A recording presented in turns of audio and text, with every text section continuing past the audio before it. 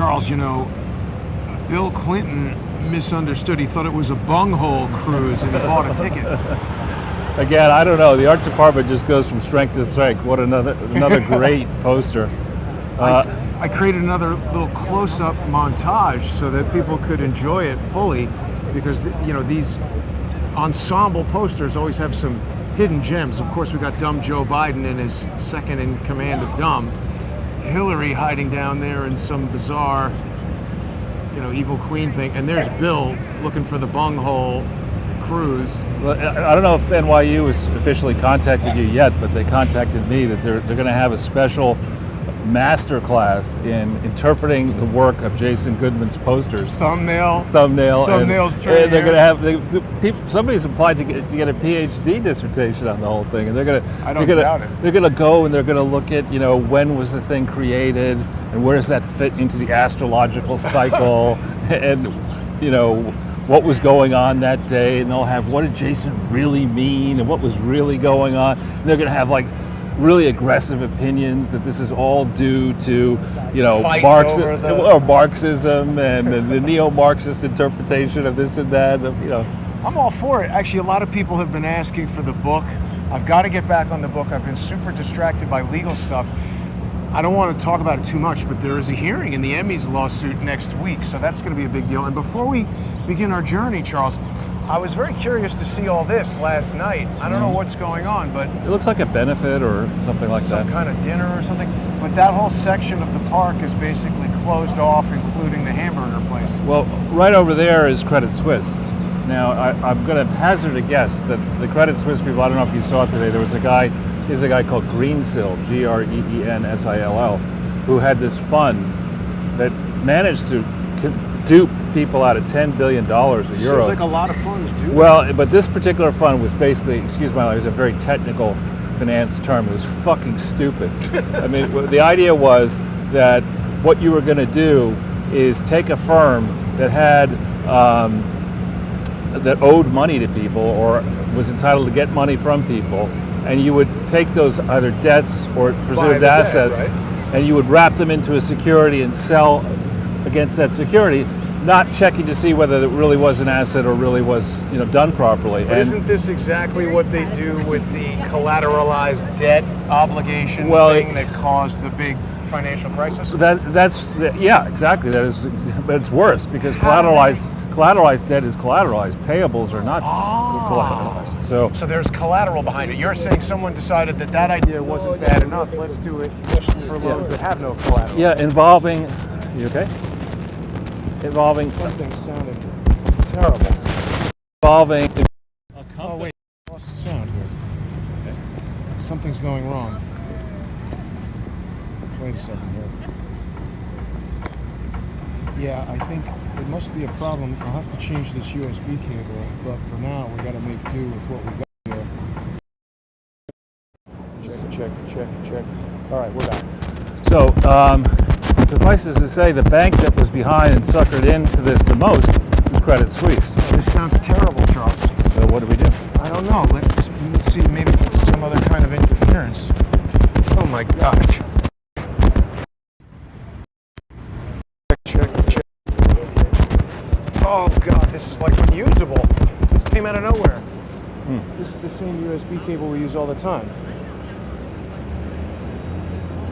Something is definitely wrong. Hang on, let's see if it comes back. The financial crisis wasn't bad enough. Yeah, so the good folks at Credit Suisse, the guy's fund was put into the equivalent, it's called administration over in wherever he was, I think in England. But the equivalent of the police or the FBI in Switzerland. People are going to hate this. So we can regroup and start at 3:30? Or 3:15? No, it's not going to work. I got to get another cable here if we're going to change this. And God, I got backups of almost everything. Maybe it's this.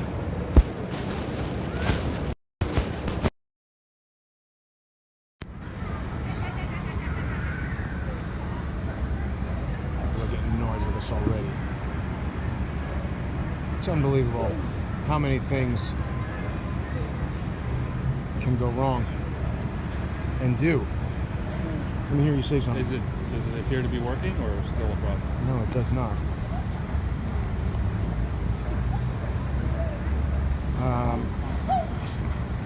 Now it's really not cooperating. Today was a day that we were supposed to be not in the First Amendment forum. We totally failed, man. Check.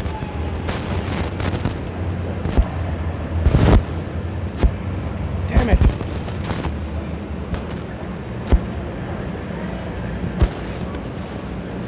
We could try to start again at 3:30. All right, why don't we do? I don't know. I'm thinking of all the reasons why that's gonna not work well. And now, of course, as I'm walking away, the thing seems to be working. So I think we're gonna just have to try to make this work. Hey, Charles. Yeah. I don't know. It's working now, and I'm thinking of all the logistics of getting another cable from the apartment. It's not gonna be good. So unless I've just ended the thing, which I might have. Okay. It's amazing how no matter what I try, It's not one thing, it's another. Right. The problem is I just ended it in a way that's not the way. Yeah, okay. So it's still going. So the problem seems gone. So please carry on. So what I was saying, and this is actually very cute to see in the park. I'm sure around the world you see these baby classes to socialize little babies. Yeah. You notice that mostly it's Philippine nannies, not the mothers. Oh. Yeah, I hadn't noticed that at first, but boy, those are really young kids for sure. Oh yeah, they're probably. Look at this one sitting there with the hat, the little head scope. Yeah. Hope that kid's okay. That's often a sign that. Yeah, it's right. Madison Square Park that used to be derelict 30, 40 years ago and has since been resurrected by the likes of Credit Suisse. I just realized Sony's in there. Well, yeah. Sony paid a lot of money to resurrect the park for sure for that Spider-Man movie, but what did Credit Suisse do for it? Well, they moved their headquarters down on Park Avenue here and consolidated a lot of people into this area. So that just changed. This used to be an area when I lived in the area, you did too, but I lived in it in 1981, where there's nothing at night except hookers. I thought that was further east. It was right around here, Madison, Park, Flex, everywhere. This is in the 80s, early 80s. So anyway, Credit Suisse, we were talking about this benefit here. I sure hope they're not the ones throwing it, because today in Switzerland, their offices were raided. I didn't hear about that. Yeah, what? Over this Greensill guy. The question is, you see, what always happens, sadly, in the world. Who is Greensill? This is the guy with the crazy packaging, selling securities against assets that really weren't assets. And in schemes involving the highly questionable SoftBank, which is this Japanese, internet sensation that everyone wonders what it's really. WeWork. Exactly. So in the world I used to operate in, there's always some knucklehead who will not assess the risk properly of a scheme and will agree to carry out the scheme transaction for compensation that is not really what he or she should be asking for. Schemers. So I betray a lot of bias here because I worked at a very conservative firm that was not doing schemes, and so we would basically say no to almost everything, and only try to go right in the middle of the fairway, never out to the edges, the way this guy did. So anyway, Credit Suisse was desperate for business, and they got behind this Greensill guy, and he started issuing securities in large sums, and then he had a fund, and Credit Suisse was making money 16 different ways from Sunday off the guy, and then it turned out to be a complete fraud. That's the same number of ways the intelligence agencies can screw up Trump, according to Schumer. Exactly. Also, Charles, I found out something that I think you already know. What's that? Nick Brady was in the Book and Snake, or the Snake and Book. Were you on that trip to Yale we went on? Did you tell me that? I told the audience that. I didn't remember that. I saw it when I looked up the Book and Snake. Yeah. Because sometimes I'm paying attention to things like the sound is crackling. That dude looks like Merrick Garland, but he wasn't. Yeah. And his he real looked name at is us crooked. Garfinkel, actually. Changed his name. Whose real name is Garfinkel? Merritt. Gartland is not Merrick Gartland. He's Merrick Garfinkel. Changed his name. Why would he do that? That's a social engineer move. I don't know. Actually, I don't want to distract from what you're telling us about Credit Suisse, but here's another Raptor. And I do want to talk about social engineering. You could buy a Raptor and drive around, do your social engineering operations much faster and with a load of stuff in the back. But maybe let's do your part first. But no, go for it. Go for it. Well, I want to talk about this Facebook whistleblower. Okay. Let's do that. I mean, she just seemed like a fake to me from the word go. And I mean, a lot of people, I think, see something gets endorsed by Project Veritas, or maybe they like Zach, the Google whistleblower, right. And they say, well, okay, this person's a whistleblower, so they must be good. Well, I myself, going way back in time, and this is going back to 1977, I was on my junior year abroad, and I determined that it was a fraud. What was a fraud? The operation that had taken my money and was saying I was going to go to the University of Richmond College. You know, this is a nice look. Let's go across the street. That guy just stopped traffic. So the thing that sent you abroad was a fraud? Yeah, it was basically a for-profit. This guy's not much better, so let's go to the left. Well, yeah, it's really. This is like treacherous. Street of the Living Bums. Maybe we'll jaywalk. That's our light. Oh. So you discovered it was a fraud. So it was a for-profit operation, placing, as it turns out, in my view it was a fraud, for-profit operation, placing predominantly people from the Middle East into these shell campuses that were not really campuses, and then going to people like me and saying, come on over from Yale to Richmond College and enjoy your time there in a great program. And I get there and it's like a ridiculous program, like high school. Oh, really? So they just want to say we have Yale students going there? And then the marketing materials out to the Middle East are, Sheikh Khalid, send Mohammed, your son, to Richmond College, and he could transfer back to Yale just the way Charles did, neglecting to mention that I had gotten into Yale first. Wow.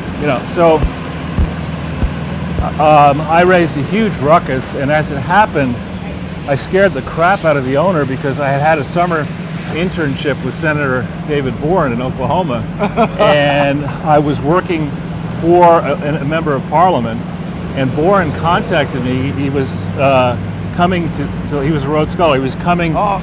I know. He was coming, and he was in Skull and Bones. What? He was coming, and he went to Yale, obviously.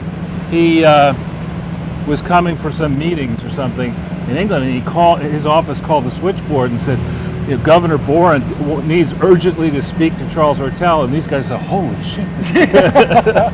Anyway, so I was supposed to go to Nairobi after that for the spring semester, and the owner said, listen, you can't raise trouble down there the way you did here. I won't let you go.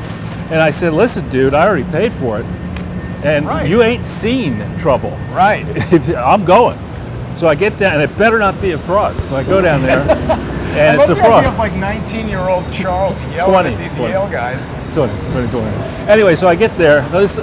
Not a Yale guy. This guy was a graduate of Harvard Business School and some English school. Huh. It was called the American Institute for Foreign Study, and it was just a disaster. So I'm telling this story, and to a friend, and I'm back, I think, for spring break. And I'm telling this story, or maybe it was during the, after I finished and come back for good. And this attractive girl hears this story. I'm on a train platform in Connecticut somewhere, and she says, excuse me, this really sounds quite interesting, and I'm a production assistant for 60 Minutes. Oh. And I'd like to hear more about this. So I know from that personal experience that they really try to dry clean what's going on. It takes a lot of time, and in my instance, they concluded that while it was a very interesting story, the universe of people who cares about what goes on in a junior year abroad program is just very small. So for that reason, they declined. Another friend of ours, we won't mention his name, but I think you know who it is, has a daughter who worked in that area. And so I know to get on 60 Minutes does not happen like that. So and when you're scheduled to be on 60 Minutes, a lot of people know about it. right? So this idea that she would go on 60 Minutes, then there'd be this, takedown of Facebook all of a sudden, and Instagram for a long period of time. The hack or whatever. Yeah, or whatever it actually was. Well, they said it wasn't a hack. I know. That's another one of these things where an hour afterwards, they're like, we have no idea what it was, but it definitely wasn't a hack. How do you know? And then this whole inside group, I was listening to some Facebook schmucks. Technically, they weren't schmucks because they were female, but on cable last night, and they were saying, "Oh, we wanted regulation all along." This tells me that this is all a wind-up. It's a wind-up so that the Facebook team, it's a limited hang-up probably, so the Facebook team and the other people who know they're going to be regulated can game it so that it doesn't happen as bad as it should to them. They'll have a say in it. And right, all that. well, they'll run it probably. So I got to read something to you and the audience, Charles, that people might find shocking. What's that? God damn it, we're having more. Right here in 31st? It's not that kind of interference. Oh, okay. There's something wrong with this cable, I think. It's intermittent. So, okay. You and I, let's just stand still for a second so it doesn't disrupt the audio. You and I basically observe this alleged Facebook whistleblower and right away feel like bullshit. Something's wrong with him. Yeah. How does James O'Keefe miss that? He's a sharp guy. Yeah, well, we've been through this before, and we'll talk about, right after this, if it's okay, we'll talk about major breaking news on the American Conservative Union.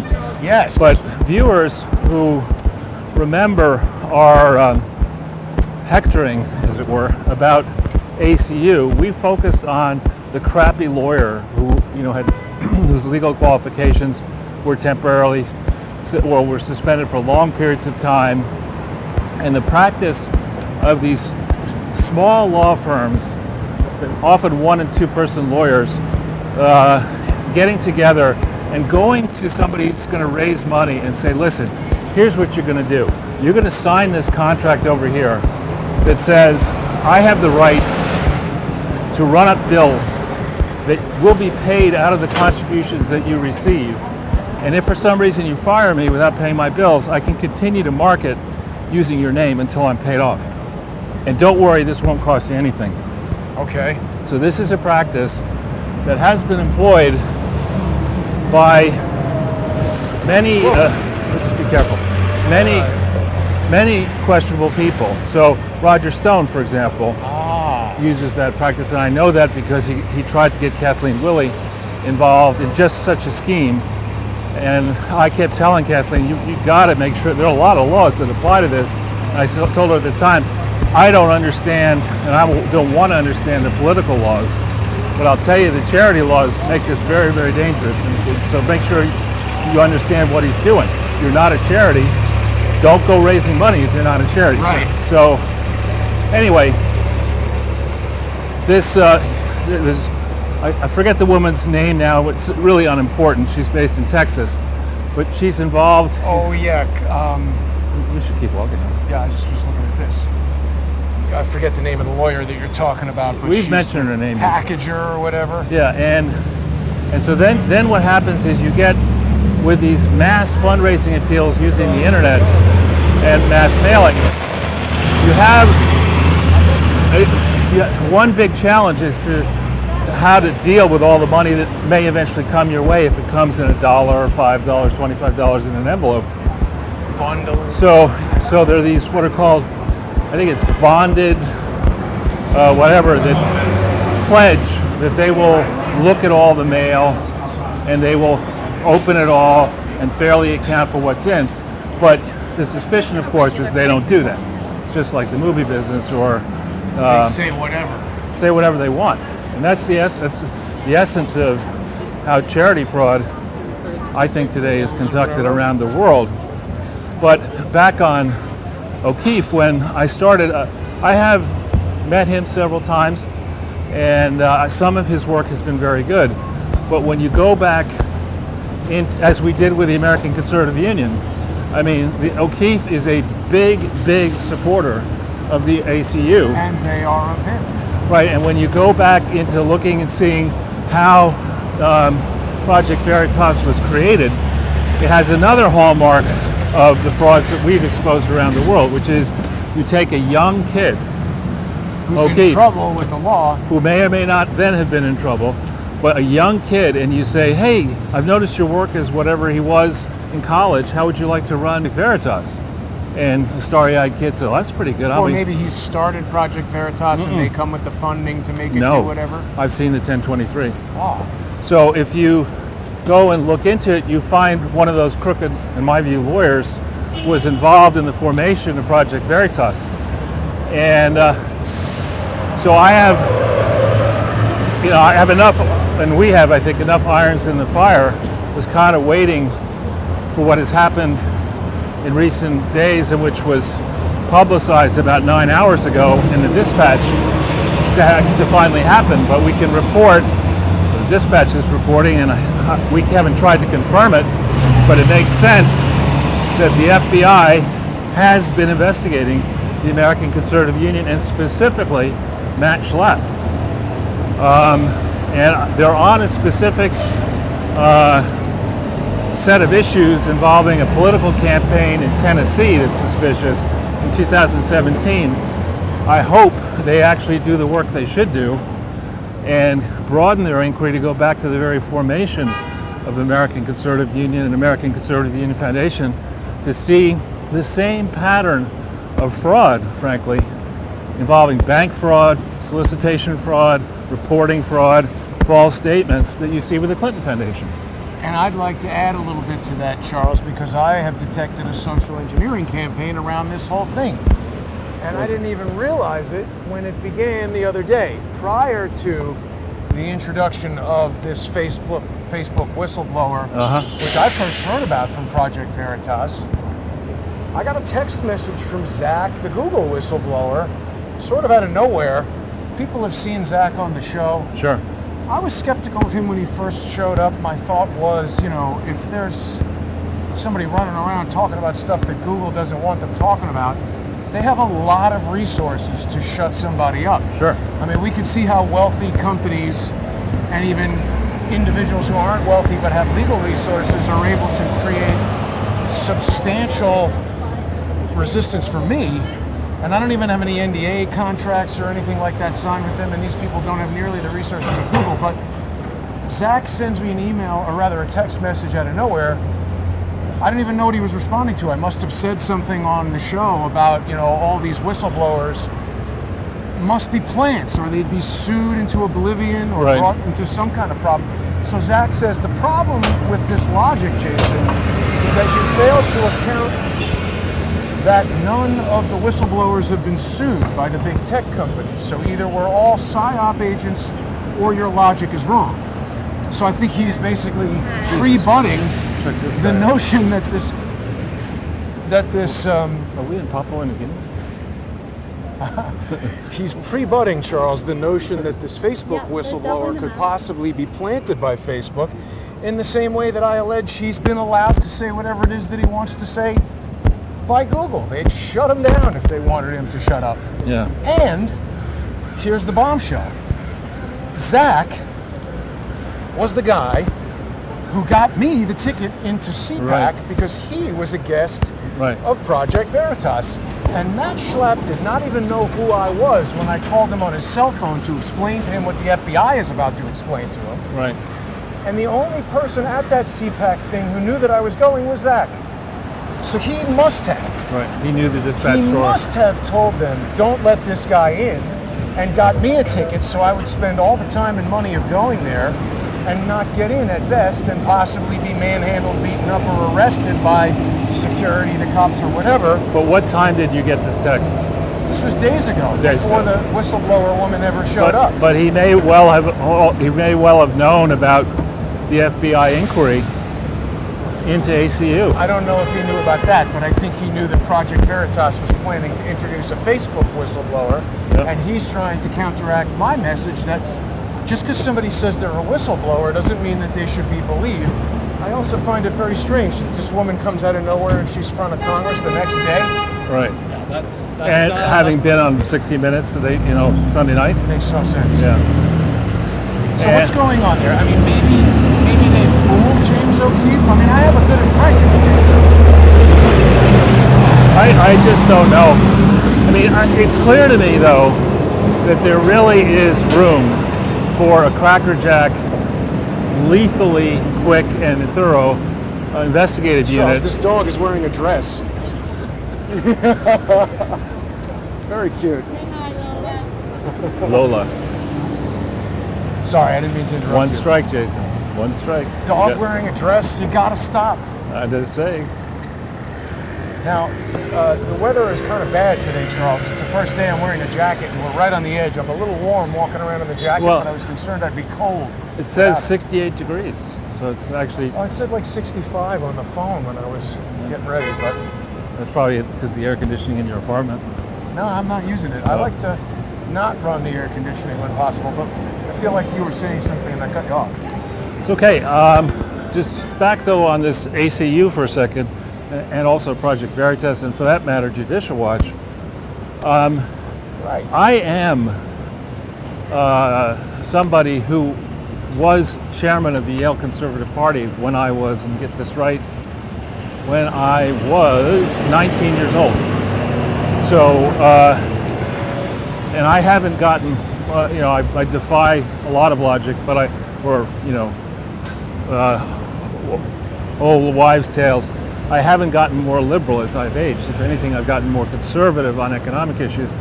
And so I am all for having if it's going to be a 501c4, i.e. it has to take after-tax contributions, I'm all for that. If you can structure it properly so that it can take tax-deductible contributions, I'm all for that. What I'm not for is creating a platform. And here's Steve Bannon, who is lethally smart and has nonetheless gotten in trouble with certain charities to the point where he had to be pardoned by Donald Trump. Right. That seems to have He had Matt less Gates. durability than a Pfizer shot. Yeah, he had. Let's go all the way up to 59th floor, right? Sure. Unless you're. I don't mind. So, because now we're walking downhill. Charles, Rumble is making a racial statement when we're trying to broadcast. It's just black.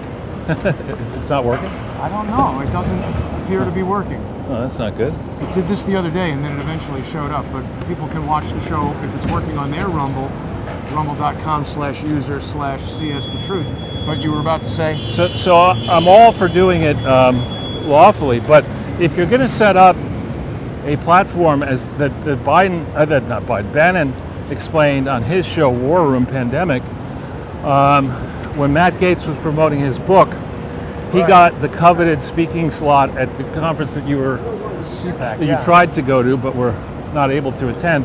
He got whatever time of that day, he got that coveted spot.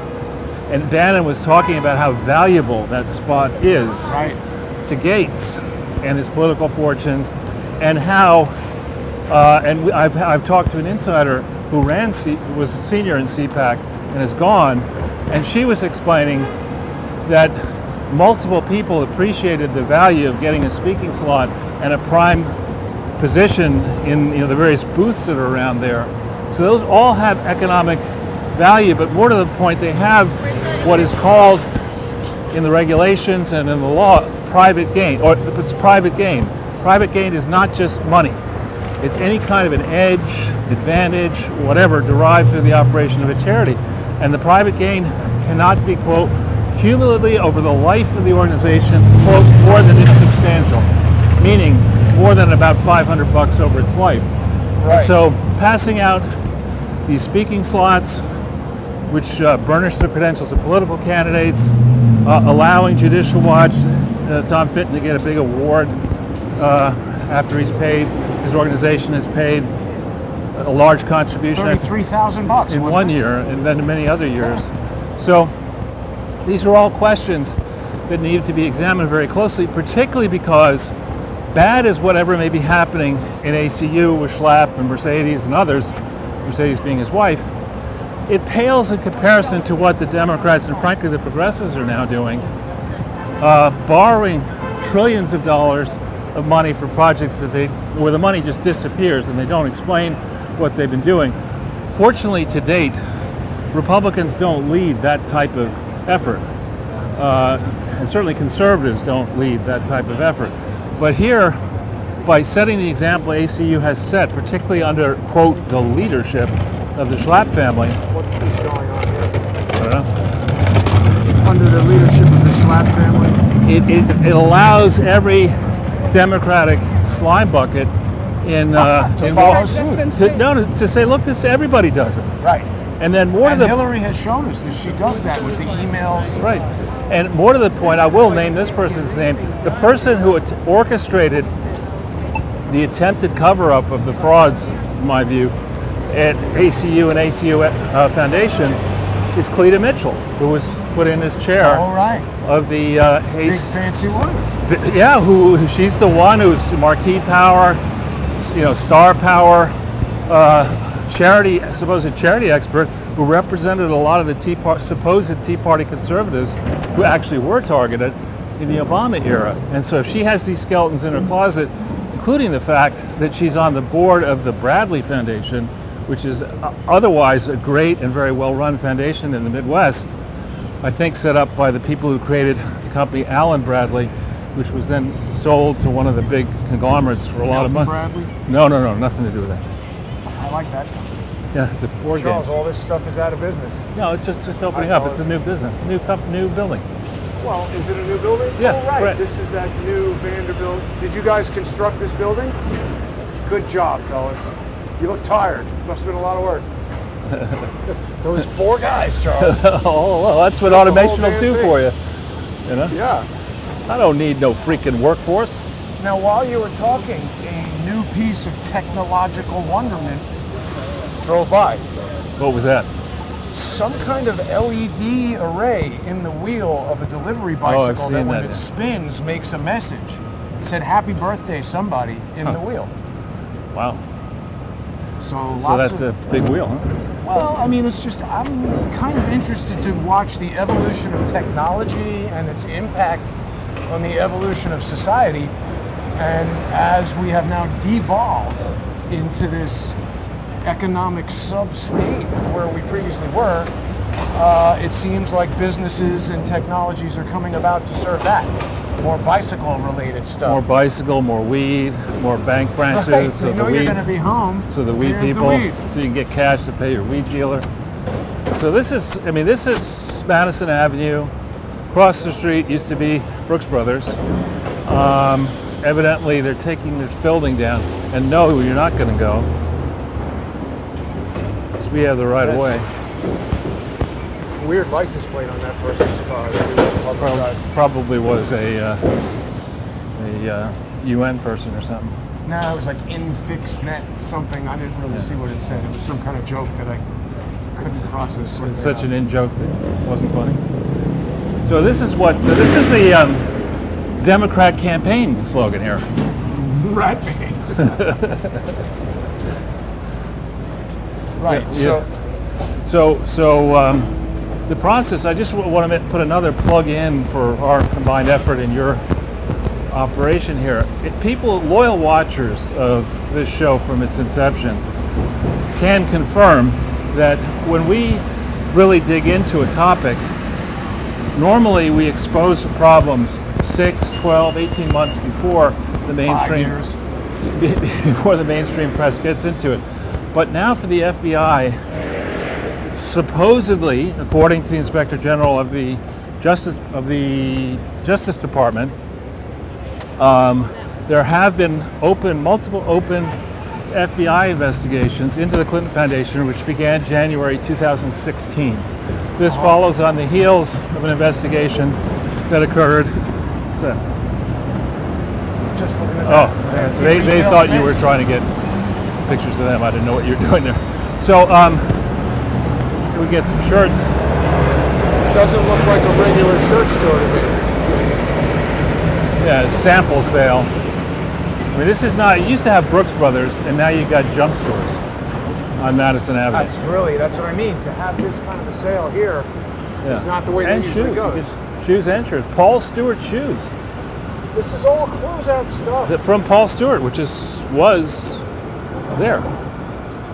Right. So basically, even the highest end businesses are having a That's incredible.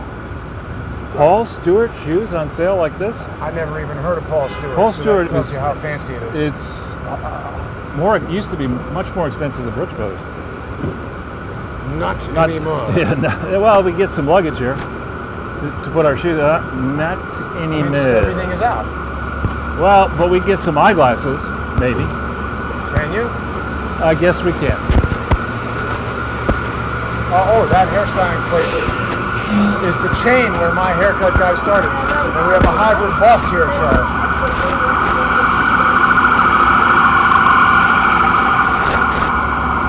So, anyway, so I was saying we're 6 to 18 months ahead typically, and we brought you. Right. I focused on the ACU because of you and your bad experience there. I think he needs a little bit more of an endorsement. Thank you for that. No problem. Good luck. I'm sure that I endorse Curtis. Yeah, me either. The thing about the living with 18 cats in a 300 square foot apartment at age 68 or whatever, that's not. It's a bit, yeah. It's like, it doesn't sound like a winner. Well, in some of his policies, I'm not really too into. Right. Okay, wait. It looks like Rumble is actually Good. cooperating, which is good. I really like for people to have as many ways to watch the show as possible. So we obviously brought you the Clinton Foundation way before anybody else. We brought you now ACU in March. We started focusing in 2021. We also brought you Echo Health Alliance really early. Yep. And by now, it's going to be kind of tough for the FBI to say, well, these guys are just conspiracy theorists when they themselves They're investigating. They're going to be watching our show.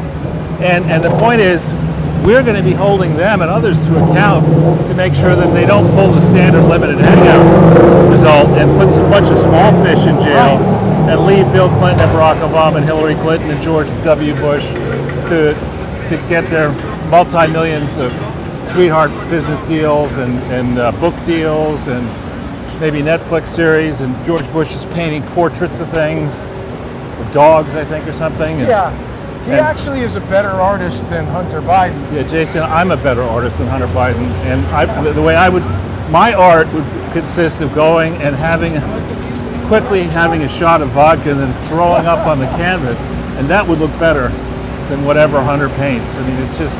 Well, I don't have too many remotely positive things to say about George W. Bush, but I will admit he actually is a competent.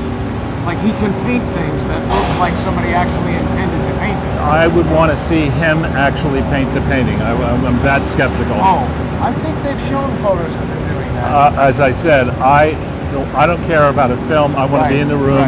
I want to watch him take the easel, select the paint, apply the paint to the canvas, and if he can do all that, I'll give him the credit. The results that are portrayed as being by him, I agree, are nice. This is a hell of a lot of construction. I know, it's amazing. And the other thing that I wanted to talk about, Charles, that we almost breezed over with regard to the whistleblowing Facebook lady, whatever she is. So she's represented by that same lawyer, right, who had the whistleblower law firm. Can people see this? Mark Zaid. I guess he didn't like what I had to say on Twitter, Charles. He's blocked me. Yeah. Well, that whole, one of the premises, again, I would really encourage people who have time and the interest to go and study the abuses that occurred in the English Civil War. But one of them, and before then, was this idea that you could have accusers who were anonymous. Right. And you did not have the right to face them and to understand who they were, what beef they may have, to cross-examine them, etc. This idea that the President of the United States could be impeached by somebody whose name we could not use or we would get shut down by social media is preposterous. Absolutely preposterous. For calling somebody, the newly elected leader, a former, I think, comedian of Ukraine, and saying, look, there's a matter involving the U.S., we have a treaty with you, there's corruption, we'd like you to really understand what happened. The most interesting man in the world is a cartoonist. Who's that? Where? That guy does not always drink beer, but when he does, it's Dos Equis. Yeah, the guy with the beard? Yeah. That's not actually him. No, it's not, but he was an interesting fellow. All right. Nonetheless. So, this Saeed guy was working with Charles McCulloch, Right. who had Rhodes. been the Inspector General for the intelligence community, and who had led the effort, in theory, to investigate the situation surrounding Hillary Clinton's, I would argue, illegal use and merchandising of her private government service. It's the most important part of the Schwartz. So so McCulloch was the guy, and you could go on now. It's a 42 or 3-part dump on the FBI vault file, Hillary R. Clinton email investigation, and you'll see he's all over it, sending requests for information out, getting all this information to try to understand who Hillary Clinton had been in contact with. And I think his real goal was to kind of vacuum up as much of the incriminating evidence as possible. Nonetheless, he transfers it over to the FBI. He has to under the law. They, in theory, open July 10th, 2015, an FBI investigation, which we still haven't seen the results, the real results of that FBI investigation. A lot of the stuff that's on the vault file is redacted. There are thousands of missing pages. And the very logical questions he should have been asking is, Hillary Clinton, you could call her a lot of things. I think actually as a lawyer, she's a moron. Yeah. And I understand why she apparently failed the bar exam in Washington, D.C. And I understand why it took her 4 years to get through Yale Law School, because she just doesn't. Really gifted lawyers, they almost don't even need to read the case law. They understand the logic, they understand how the hierarchy of concerns operates, and then when they see the decisions and the statutes and the regulations, they're very quickly able to put it all together and explain it. I mean, she's like, the email, one of them that really stood out to me, there's a cabinet meeting, or somebody, there's a cabinet meeting today. Do you think I should go to it? Am I allowed to go to it? No, you're just, fourth in line. You're fourth or fifth in line to be president of the United States. No reason to think you should go to a cabinet meeting. See, Charles, I think there's two different kinds of lawyers. I think that there's the type of person that you are thinking about. See, you come from a world of legitimacy that is operating at such a high level with deacons and everything, that I think you have had an experience that is substantially different than most people. Possibly. In a lot of ways. And, when you're describing this type of lawyer that you're talking about, I'm not disagreeing with you at all. I'm saying, yes, that exists. But I think there's a whole other type of lawyering that involves understanding the flexibility of the mechanism and how far you can push it and how that is done. And it normally involves lying. And the famous law firm. Yeah, the famous law firm, Dewey, Cheatham, and Howe. Right. And I mean, it's, again, this concept of understanding social engineering, which social engineering in the context of being a lawyer is lawfare. Right. I'm trying to understand all these things because they're complicated. Just saying, oh, somebody's lying to me, or just saying some lawyer is corrupt, it doesn't really, it's like the doctor tells you you're sick. Well, what's wrong? I mean, we need to know the details to actually decipher and solve the problem. So just going back, though, to McCulloch, and we go back to July 10th, 2015. So this is, Hillary has announced her second aborted campaign for president. And she's all into it. She's been, just around that time, Mark Elias. All into what? Into trying to scam the primary process, into cutting the deal with the DNC that she can raise money in all 50 states and funnel it not all to all candidates, but to her, working with Mark Elias, working with Sussman. This is all happening before she announces. And we have proof of that on the John Podesta WikiLeaks emails. If you punch in there and you search on Elias and search on certain things, you will find attachments that show specific dates prior to her announcement when she was meeting with Perkins Coie lawyers. And to remind everybody, Elias has left Perkins Coie and now started his own law firm and for unknown reasons. And Sussman has left as well. Quite odd. As have I believe the whole practice that was run by Elias has left and been shut down. Wait, this is out too. What was this? I forget if it was a tie store, Sulka ties or something. Sephora. Silk pad tie.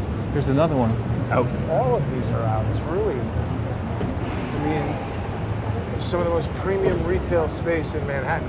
which I guess it makes sense. I mean, that stuff's super expensive, so if your business is tanking, you can't afford the rent. Can't afford to buy the stuff they're trying to sell. Especially when they're selling Paul Stewart shoes for probably 10 cents on the dollar. Why would you overpay for Gucci shoes? I don't know. Or any shoes, for that matter. So well, that's just it. Everything is falling apart. yeah, this is still in business. I thought this was out of business. That's a very good store. So anyway, McCulloch was a very senior guy. Why would he turn around, leave his practice to go work for Zaid, representing this anonymous whistleblower? Did he work for Zaid? In the firm, yeah. Zaid runs the firm. I think that firm, I looked it up. Good to see you. Nice to see you. Hey, how you doing? Good, thanks. Charles, I looked up that firm right before we came out, and I did not immediately find it. Compass Rose, is it still around? I don't know. Maybe like one of those pop-up shops was there just for the impeachment, and now it's gone.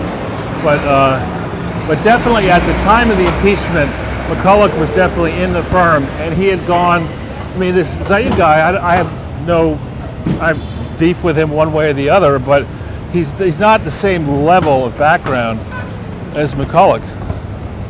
We nearly watched an accident right there. I saw that. So why would you go from being ICIG or IGIC to working for some tiny firm that's representing a whistleblower who cannot be named?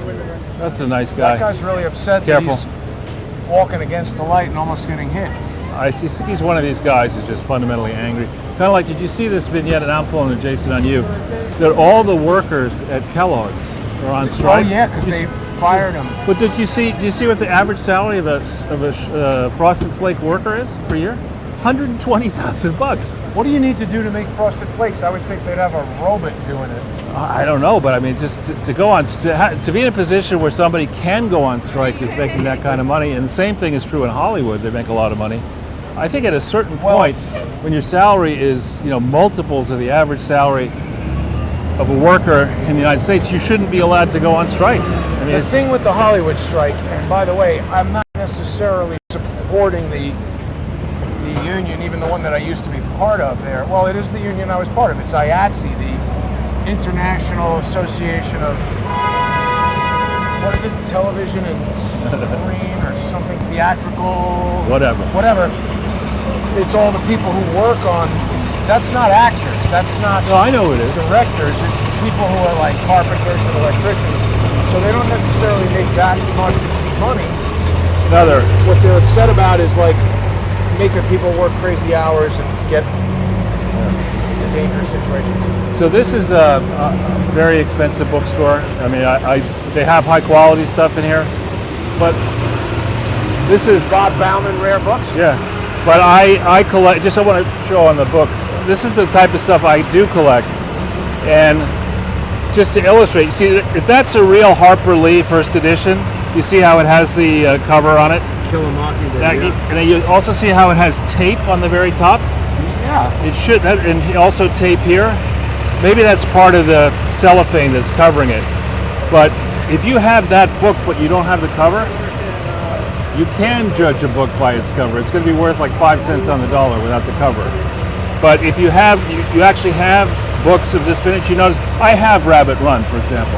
I have multiple John Updike books. But what I collect more are first edition spy novels. I think I also have Gravity's Rainbow there. And this is, for people who like to read. I bet you haven't read a lot of this pre-1970 American fiction. It's interesting stuff. It takes you back into time.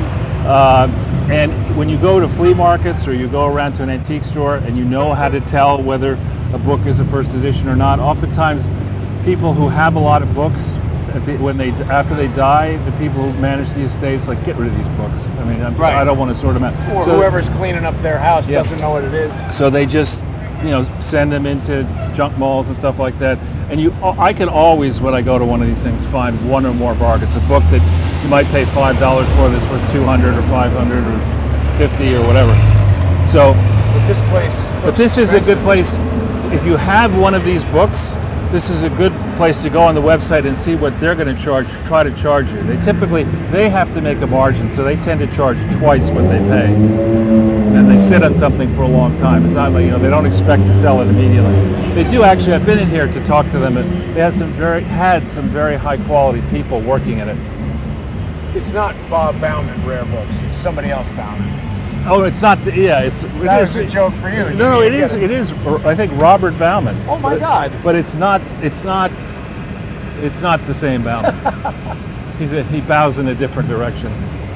BRB, Bauman Rare Books. Yeah.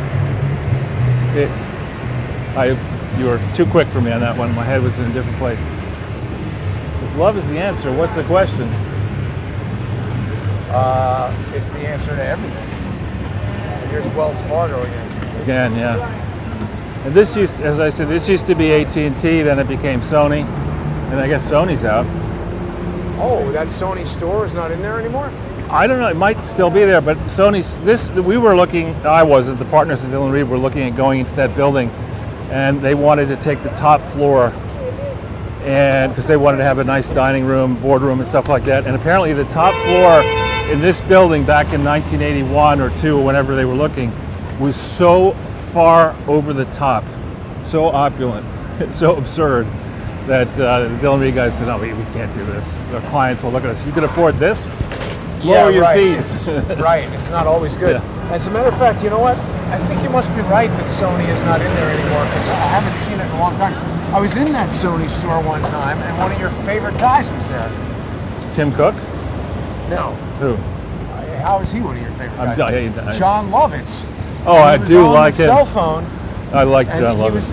I forget exactly what he was saying, but it sounded like he was talking to like a woman or somebody who he was trying to impress, and he was talking like, the pathological liar. That's right. And then I looked at him and noticed it was him, and he sort of changed his demeanor. Yeah, that sketch was hilarious. He's done it a bunch of different ways. He's done that sketch. If you Google it, you'll see that he's done it. Hey, wait a minute. What? Well, look at this thing. This is some new type of piece of equipment that I have never observed before. I mean, on the lamppost. This pole attached to the lamppost, it is going up to some kind of odd-looking, maybe it's a camera, but I've never seen anything like that before. Can't say I have any idea what that is, Charles. Neither. So, Bonham's is an auction house there, and we'll go up to 59th and maybe over, or 60th and over, and then back down. How do you like this? Oh, this is such a horrible business. Now these watches. Why is it a horrible business? Because the guys get shot? Yeah. Nick Brady, the guy you were talking about, his family had a big percentage interest in Purolator. Purolator had a Purolator armored car division, and he would say he'd have to go to multiple funerals a month. Well, it's a big company. So holy crap! There's a lot of gun violence. I mean, you drive down the street and something like that, and people say, wonder how much money that has.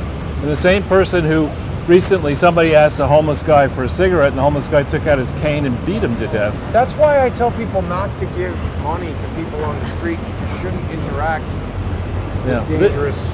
Breitling is out, it looks like. What does it say? We are sorry to close our boutique today. Oh, okay. Yeah, it's just. But they didn't reopen. Why is it the Breitling Surf Club? I don't know, but it doesn't look very open. Do you want to buy a Breitling? No, it's cool. There's nothing in it. You're right. No people and no Breitlings. Those aren't they? Aviators like these watches. Those are expensive watches, aren't they? Yeah.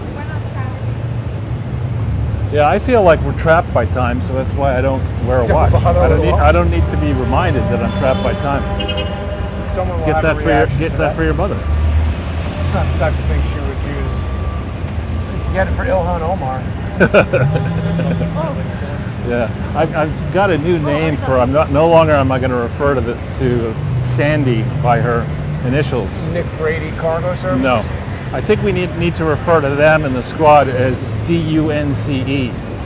Yeah, instead of the DNC, right? They're a bunch of hysterians. Stupid. I saw there's somebody. I'm getting hung up on this jacket with the wires. I'm going to have to rewire myself the next time I wear this. I'm telling you, even one tiny change, Charles, it has an impact on the logistics. I forgot what I was about to tell you there, but You're getting I'm concerned. CRS? Exactly. I'm concerned about all the social engineering that's going on. I don't believe this whistleblower from Facebook. I don't believe the whistleblower from Google. I think these people would be stopped from doing anything these companies don't want them doing, unless they were doing exactly what these companies wanted them to do.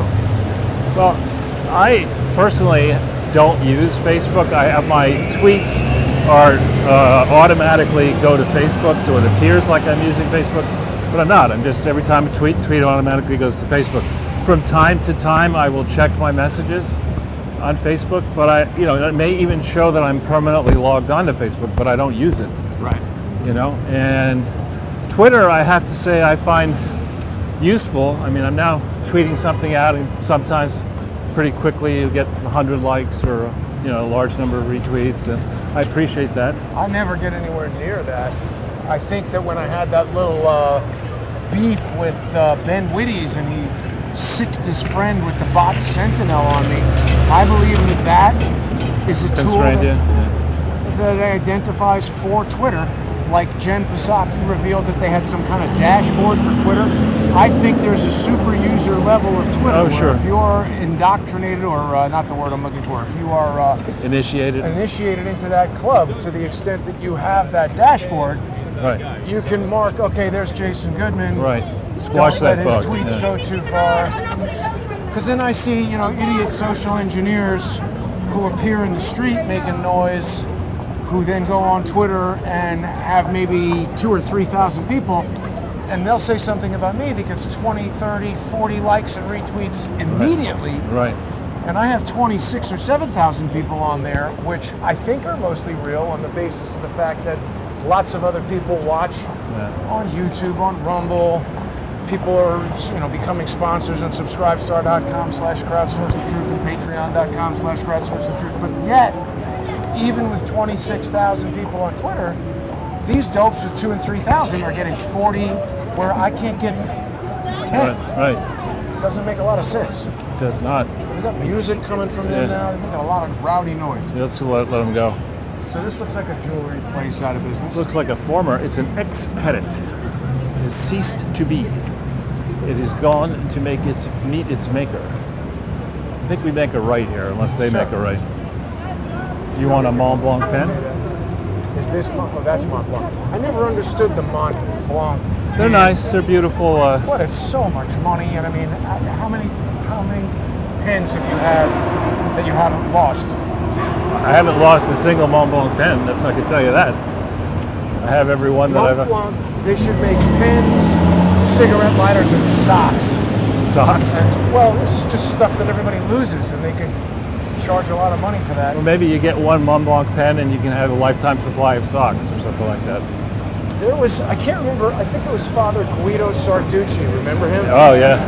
He had a sketch. Jesus, this can't be normal. Federal Express, that kind of music. What were they? Smell of dope and that Federal Express drug. I think it's that guy in the Bob Marley jacket with the dope. Oh, okay. But Guido Sarducci was talking about how when you go to heaven, you get back everything you lost. Or maybe it was George Carlin. Yeah, that's There was funny like 4,000 cigarette lighters, 287 big pens. And a partridge in a pear tree. And a dog. Yeah. It was like all this. This can't be normal. Now that I thought used to be James Robinson. The fancy silver, where I have my silver actually. Doesn't look like it. I guess if weed is legal now, FedEx drivers can drive around smoking it. I don't think that is correct. This is out. What was this? Who knows? But again, we are walking around the core. Jackass on a bike. Yeah, that used to be. What? Maybe not. We'll go down one. Maybe it's here. But this was super expensive. Office space, super expensive. Oh, this was the bank. Super expensive retail space. I mean, this Braun and Company, for example, is still here. This stuff is so expensive. Linen and sheets, coverings, and it's you don't even want to. Let's just show people the. I couldn't tell you how expensive. I just have no idea, but it will make your nose bleed thinking about how expensive stuff you're going to sleep on and ruin. I would just get it at Bed and Bath or something. Yeah, wow. And then you could overpay for eyeglasses. God willing, Mercury. Now maybe this is James Robinson. Now take a look at this. What is James Robinson? Well, it's a very, it's a whole bunch of stuff. So, everyone has different things that he or she likes, and I like nice silver and china and stuff like that. I think it's a nice thing. If you have some of it, it's good. And when Clarissa and I got married, we had to figure out what kind of silver we want. Somebody told us about this James Robinson silver, and when you pick it up in your hand, it's it just feels. I mean, it feels like you're eating with a shovel here. This is not some little shovel-ready food. Yeah. It's very expensive to buy it in the store, but you can oftentimes buy it used, and you're going to wash it anyway, so I have no problem buying used as well. I bought mostly from James Robinson, but wow, this is more stuff I would just get at Bed and Bath. I think couldn't. The same. You couldn't get this at Bed and Bath. Plates and spoons. Yeah. I think I've had the same plates and spoons, and actually, I'm just now getting to the point where enough of them have like broken and chipped that I'm thinking I need some new ones. Well, but I've had them for like 25 years.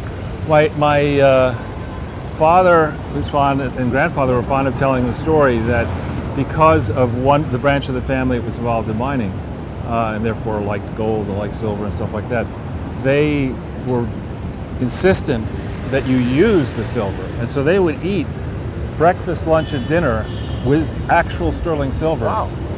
In the early 1900s, late 1800s, and we don't do it now, but this is another extremely expensive I would imagine there's got to be some scientific reason for using silver back in the day, because it's inert, it doesn't react to bacteria and stuff like that. I don't know. But maybe now that you have a washing machine, it's less. And actually, I think my dishes have had more wear and tear over the last 2 years than they have over the last 20, because I've been running a dishwasher basically every day. Yeah. Well, now, here's something. I don't know that I've seen this store before. Oh, this reminds me of what I wanted to ask you about, Charles. What's that? With the stupid $1 trillion coin. I don't even understand what that is. Oh, yeah, this is the famous Stax. This is a great company. Hey, do you guys have the $1 trillion coin in here? Yes, we do. All right, can I come in and I'd like it? No, you can't. Do you work here? So what is with that $1 trillion coin? I haven't heard about it. I saw a headline, but I'm not sure. How could it even be real? Again, I saw a headline, but I haven't read the article. But you're an expert numismatist, right? This is the coin store. I don't think we do. No problem. Okay. Right. Doesn't want to talk about it. Great store, though. Didn't this store used to be on 57? You just recently moved? About a year ago. Yeah. Now that you're open to customers, or you have to make an appointment? Okay. Good. So tell us about this place, Charles. Well, this is the go-to coin dealership. There's a real science to this. You can't, there's always a different grade of every coin and every. Whoa, yeah. Look at that. And you need to go to a place like this that makes sure when they tell you they put something in a wrapper over here and they say that its quality is whatever it is, they've actually tested it. It's not counterfeit. Because when you talk about selling something, a coin like that silver dollar for, let's say it costs $800. I mean, there's a big temptation in North Korea, in India, Make Pakistan, a fake one. Make a fake one. And how are you going to really tell? You're going to like cut it open to see if it's really 235 grand. Yeah, I know. So, and the virtue, I would never encourage anybody to do this to try to make money. But the virtue of this is, if you like history, there's a $10 million coin. If you like, and you can get very old stuff here as well. I mean, like before the birth of Christ. So you can get stuff that's real stuff. Look at this, 2.6 billion, 2.3 million. These are all very tiny things. So if you have a tremendous amount of money and you want to, you have a safe place to put stuff like this, you can, store an awful lot of money and take it out and look at it and take the pleasure from that, and know over time that eventually, Nobel Peace Prize. Man, imagine that, you could buy it for 1.1 million. That's cheaper than bribing the judges. Tell Robert David Steele's wife, maybe she could use it as evidence. Yeah, but no, Stax is a fantastic firm. Stax Edwards. But so Charles, that guy did not want to even talk about that $1 trillion coin. I don't understand what that is. How can they just? There's a zero hedge story on it. It's just crap. It's you know, what they're in essence saying is they're looking for a way to have leverage against the Republicans to raise the debt ceiling, and they're more or less saying, kind of like with Star Wars, you know, we're going to go down this track unless you cooperate. The laser system or the movie? The laser system. You know, tell the Russians that we believe we can do this, and then the Russians are in the position of saying, well, do you want to bet against the United States doing this? Right. And similarly, you go and you say, we're going to issue this $1 trillion coin unless you vote with us to raise the debt ceiling. And knowing full well, they'll issue it, and then there'll be a series of legal challenges. Now this, I remember the name of it. I think Joe Biden's going to lose it in the couch or something. That's right, he already lost it. Do I have another one? It's like, did you see that $1 trillion coin I had around here? Yeah, I just put it on my desk in the Oval Office. I figured nobody would take it. It must have fallen down. So this was change for that, Charles? This is used to be Depury, D-E-P-U-R-Y, which was a very famous auction house. I don't know, maybe they moved out of New York City or moved to a different location. And they were selling some furniture that By auction. Huh? At auction. Well, no, they were selling some furniture that I was interested to know how much it would go for. And so I walked in there, I want to say 2 years ago, and it was a thriving operation. Now it's G-O-N-E. But everyone understands that taking a small amount of platinum and then saying that the United States arbitrarily is going to deem that platinum to be worth $1 trillion, when in reality it's worth, say, 10,000. What you're doing is not only are you with that act stoking inflation, but you're signaling to the world that you have finally become absolutely irresponsible as a nation. And insolvent. And insolvent at the same time. So you're basically, this morning, there's something called a credit default swap, which the simple way to think about it, it's an insurance policy. So if you are concerned that a country or a company is going to go bankrupt, you buy this insurance policy and you pay a premium, and the trend in the cost of the premium is indicative of how the market feels about the risk and the credit. So this morning, the premium to buy such insurance on U.S. sovereign debt was like 5 cents every 6 months per dollar. Yeah.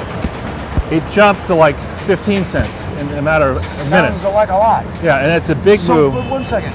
Did they actually print that coin? No. That's a joke. No, it's not a joke. It is something they've talked about doing. But where'd that image come from? Who knows where the image came from, but the tactic of getting around the debt ceiling limit by printing a coin and saying that it's worth $1 trillion, and then maybe selling the coin, is just garbage. It's like a government NFT. Do you know about those? Oh yeah. The non-fungible token. Yeah, and that's, when you're going there and you're over in Afghanistan and somebody says, look, this Bagram Air Force Base, you left it behind. There's a gigantic nuclear waste dump underneath it, and it's killing I'm just making this part up, and it's killing everybody, and we're going to take you to the International Criminal Court over this, and we want $500 billion back. Here's the coin. Yeah, you can't do that. Let's see if your car is ready, Charles. Now, here's a very small world department. I was a long time ago looking at, before my first child was born. Wait a minute. Right, let me tell a story over here. There's no Ferraris. Well, this building over here is a building in which I looked at buying an apartment, and they're knocking it down to build. So that would have been a bummer, Well, they probably would have had to buy your place to knock it down. Still a bummer. I mean, But what if they all 100% go? I don't know. There's no Ferraris. That's the first time I've ever seen that. Well, they must have gotten the message from Breitling. There are no Breitlings in the Breitling shop. There are no Ferraris in the Ferrari shop. There are no brains in the Biden head. It's all part of a plan. Now, it could be that there's another benefit or something in here. There are candles burning. You okay? Something. There we go. Yeah.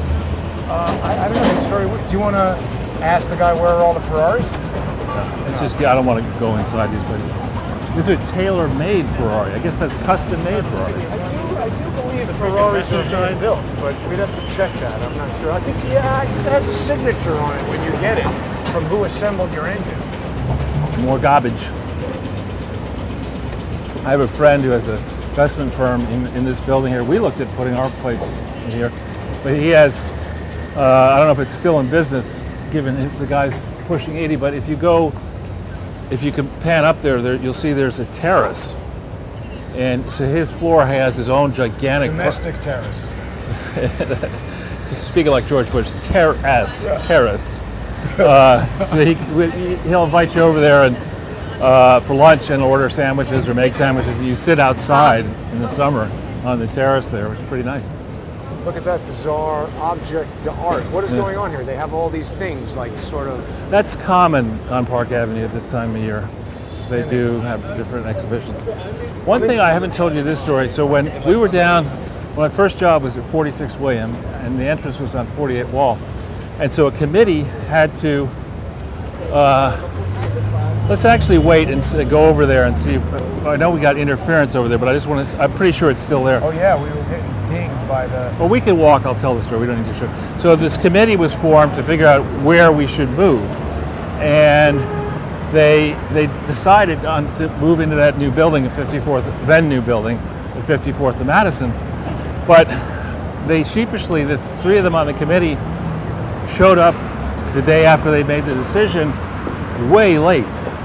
And the story turned out that they were in some celebration. They got really shit-faced, and they got in a taxi, and it was roaring up Park Avenue, and for some reason it swerved to avoid something, and it went into that Atlantic Bank building. And so I think you could still see over there like a sort of indentation or something, or of the marble where the car hit this building. So they were late for the meeting. Likely story. You're fired. Exactly. Yeah, we were. It was a taxi driver's fault. Yeah, that's the ticket. That's it. That's where John Lovitz got his start. Exactly.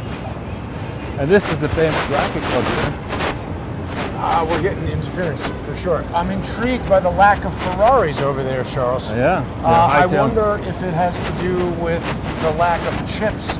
Like, you know, even Ferraris today have got a lot of electronic screens in them and things like that. So they're getting chips from Taiwan Semiconductor. And now what about China is doing more military stuff around Taiwan than ever? Exactly. So what's going to happen with that? It's not going to be good. Taiwan said they're preparing for war. Japan said Taiwan is preparing for war. They're preparing for war with Taiwan, yeah. Sounds terrible. It does indeed. And Biden supposedly gave another ridiculous press conference where he said, "Don't worry, I told Xi that we're going to respect the Taiwan agreement." And people are like, "What Taiwan agreement?" I'm checking into it, that nothing to do with what you're talking about. And I love... Maybe he has some secret agreement. Well, you're not really supposed to have too many of those. Remember, the treaties have to be approved by the Senate and that kind of stuff. But well, the problem with making a secret agreement with Joe Biden is that he might not be paying attention during the moment that you tell him that it's secret. Well, and I love the very stupid bouffant John Kerry, not so merry John Kerry, over there in his real love country of France, telling in a French TV interview, saying, "Oh, no, that incident that we created in Australia, the president didn't even know about it." What? You know, it's like... Did he really say that? He said that. What is John Kerry? He's in the czar of climate or something? Yeah. He gets in his own private jet and flies over to Xi and the Chinese to say, "Look, you're going to have to cut back in your coal-fired plants." I bet you France loves ketchup, right? It's like the most... Well, I like France. And I like our friend Fabien Chenot and many French people, but ketchup is not a sauce that France would look upon. It's a vegetable. Oh, now you're talking like Reagan. No, that was Carter. Careful. Are you sure? Yes. I thought Ronald Reagan said ketchup was a... Maybe he just carried on the Carter tradition. Carter was an expert on peanuts and not much else. Right, and then HW didn't like broccoli and sent the broccoli market tumbling. He probably said that to boost some colon cancer stock. I do not like broccoli. But anyway, so he goes up. Broccoli. Ugh, gross. And so he carries over there, and he thinks he's going to smooth things over by saying, "No, Biden, he didn't know anything about this." That's ridiculous. And So I tweeted out, why doesn't the gas bag John Kerry get fellow gas bag James Taylor to come on over and sing "You've Got a Friend" to the French, and maybe that'll make them feel better. I mean, not exactly an expert diplomat. Well, I'm increasingly coming to the conclusion, hearing vignettes from around the world, that what's been going on here, it's a big game that the Rockefellers perhaps and families like them, before June 30th, July 1st, 1997, when the Brits handed back Hong Kong to the mainland Chinese, a plan I think was in progress to bust up the Soviet Union, to transfer the responsibility for keeping peace to the Chinese, maybe with the Indians. Why though? Whose plan is that? So that the West doesn't have to bear the monumental cost of keeping peace. The West is, maybe call it, less than 1 billion people. Why should we try to patrol? That doesn't sound like the plan though. Well, but anyway, I went and I looked at June 30th, the handover. Tony Blair had just become Prime Minister of England. He was Prime Minister of England for 59 days before he handed that thing over. Wow. He was 44 years old, I think. 43 or 44 years old, exactly. He's a Fabian socialist. He's a Fabian. He went to London School of Economics. What's happening there? So Twitter's selling something. Some division. Never heard of it. What was it? Some division, I don't know. So, June 30th, July 1st, the Brits are happy to let the Chinese have Hong Kong. The Chinese make these empty promises, as it turns out, that they'll let Hong Kong be a special administrative area, and they proceed immediately to renege on that. We proceed immediately to piss the Chinese off by properly, frankly, backing the democracy advocates inside Hong Kong. And there had been, at the beginning of that year, an FBI investigation opened into Hillary and Bill Clinton, into the Democratic Party and others, for sourcing campaign contributions illegally from China. Right, Charlie Tree. Charlie Tree, John Wong, a whole bunch of other people. Now, you sent me that thing about Charlie Tree being indicted. What was... Well, Larry was all over that. So why that's important, the guy who was received, the leader of China who was there on July 1st, China time, receiving custody of Hong Kong, was a guy, I can't remember his name now. That same guy then is hosted inside the private residence of the White House on October 27th, 1997 by Bill and Hillary Clinton. Now that's like, as I don't want to go, and I likely will never go, but my understanding is that when you're asked when a foreign leader comes to America and we want to be nice to them, we put them up in this thing called Blair House, which is a very nice mansion near the White House. And then from Blair House, they will come to the meeting in the Oval Office, and there'll be a press conference, etc. It is some public area. Right. It is much more rare to allow the leader, especially of a hostile country like China. And remember, they were making a big to-do about the Russian ambassador coming into the Oval Office with a team of Russians. When was that? When Trump first took over, there were a whole bunch of Russians in the Oval Office. Office. Isn't the Oval Office one of those public right. areas? So they're prepared to make a huge deal about that. But when this leader of China, following, getting Hong Kong for a song. What's going on here? Where? Oh, the guy's driving around with the door open. I don't know. Oh, he's just picking up this lady. So, and the Clintons host the leader of China, the People's Republic of China, in the private portion of the White House where they sleep, where they dine, etc., for a private meeting, and then 2 days later hold a state dinner for the Chinese. And this is just pizza and hot dogs, no doubt. Hell no. And the point being that this is as there's an open FBI investigation into what exactly what kind of influence the Chinese were trying to buy, and as the walls were closing in on Charlie Tree. because Charlie Tree ends up being, there's a secret indictment of Charlie Tree. I think it's January 29th, 1998. What happened to that guy? He fled the country. And isn't this Teneo? Are they in Teneo? I don't know. I'm pretty sure. Yeah, this used to be Bankers Trust Building. I worked here in the summer of 1977. Yeah, it's Teneo, or was at one point. So Charlie Tree, he's gone, right? No. He flees the country, and then they cut a deal for him to come back and plead guilty, etc. But the point is, I think with everything that we focused on at the time, we focused on, Lewinsky and the sex stories and all that stuff, and Whitewater and Madison Guarantee and Filegate and all that stuff pales into insignificance compared to what the Chinese got from the Clinton administration, and then from the H.W. Bush, and then the Bush, and then the Obama. What did they get? Ballistic missile technology that enabled their entire space program. And why didn't the FBI and the CIA and others follow the obvious trails? And why hasn't Durham dusted off all these files?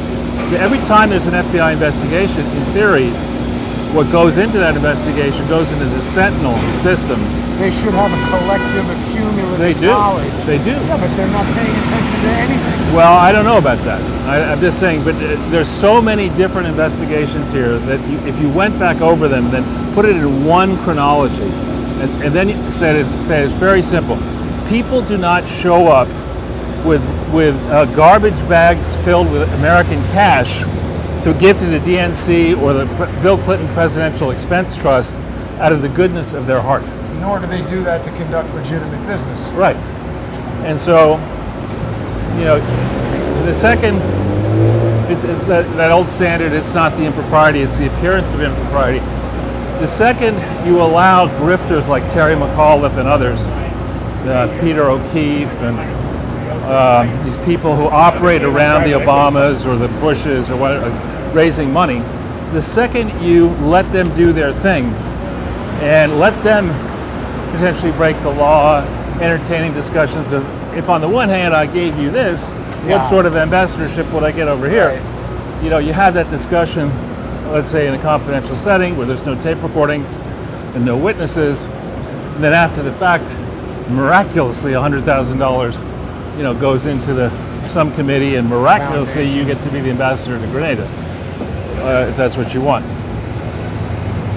So that's, I think, what really was going on. And there were actually, Bob Woodward wrote a story in early 1997. Snake and Book. Was he in Book and Snake? Yes. Really? Book and Snake or Snake and Book? Book and Snake. He was in it. Was he? Yes. When was he born? Like 1850 or something? I don't know, but he was also went to in Yale? naval intelligence. He went to Yale? Yeah, and he's a spook. Huh. Yeah, that makes sense. I think we know, watching what happened with the Mueller investigation, that the FBI was constantly leaking stuff. Washington is a town where the president leaks. Everybody leaks, and they have their chosen leak recipients. Bill Clinton had his too. Do you think, Charles, that maybe this is a bad question, do you think that these Yale secret societies are recruiting tools for intelligence agencies?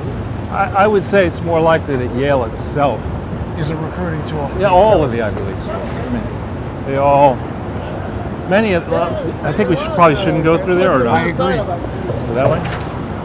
So, go down Vanderbilt. We could go into Grand Central Station. We haven't been in there in a while.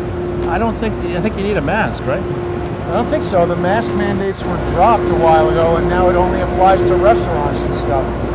To go on the train, you need to be. Well, but I don't think you need to be in the station. You want to see what's going on in there or not? Okay. So all of these universities, and probably NYU as well, have professors who have, we're teaching things like international relations and other disciplines that are useful to people who run these security services. So And many of the founders of the CIA were from Yale. Do you know what I found out that I think I forgot to tell you? What? Maybe I told you. Cheryl Mills, while she was working for the State Department, which is the CIA, under Hillary Clinton, had some kind of, unpaid position at NYU Law School. Right. But then her taxes reported that she got a $330,000 bonus that year. Yeah, that's crazy. So, I mean, her State Department salary was 200-something thousand. And then she gets the 33 from NYU, which is obviously, what the hell's going on there? Right. And Cheryl Mills is just a diabolical individual who doesn't give a shit about the law and is a lawyer and has a fake investment firm called Black Ivy. Right. Sounds like a superhero. She is in a domestic partnership with Pete Domenich's son, one of his sons. And he ran a number of foundations. One was called the See Forever Foundation, which the Clinton Bush Haiti Foundation and the U.S. government funneled money to the See Forever thing without Cheryl Mills having to explain any of these connections. Wow. What does that See Forever thing do? It's it's a typical Clinton-style charity. It claims it does good stuff, but you can never check. So this used to be the Pan Am building. Right. And then the MetLife building, and I think this used to be Circo, the restaurant. Cafe Centro, yeah. There still is. Yeah. Circo restaurant. Centro, yeah. All right. Used to be very nice. Yeah, this is one time I had a piece of food caught in my throat and I started choking on air here. Happy memories, Jason. Happy memories. Did anybody do the Heimlich maneuver? I was with you. I don't remember that. Yeah, right in here I started coughing. And did I do the Heimlich maneuver? no. Yeah, no. I probably you just let me die. Then I came back to life. What a terrible story. Somebody. So I hope that we will retain signal in here. It's an interesting enough excursion into Charles, we've been covering a lot of diverse Well, we're a diverse territory show. Lately. We believe in diversity. Exactly. We don't believe in critical race theory, and we don't believe... Yeah, so the FBI is now going to people's houses. Also, they announced that Google can subpoena, like, if you searched for something. Well, I'm sure they could do that. Keyword subpoenas, they called it. No, they're saying, give us every person who searched for this. I'm sure so they... Just searching for something is potentially a crime. How are you? Thanks. You go ahead.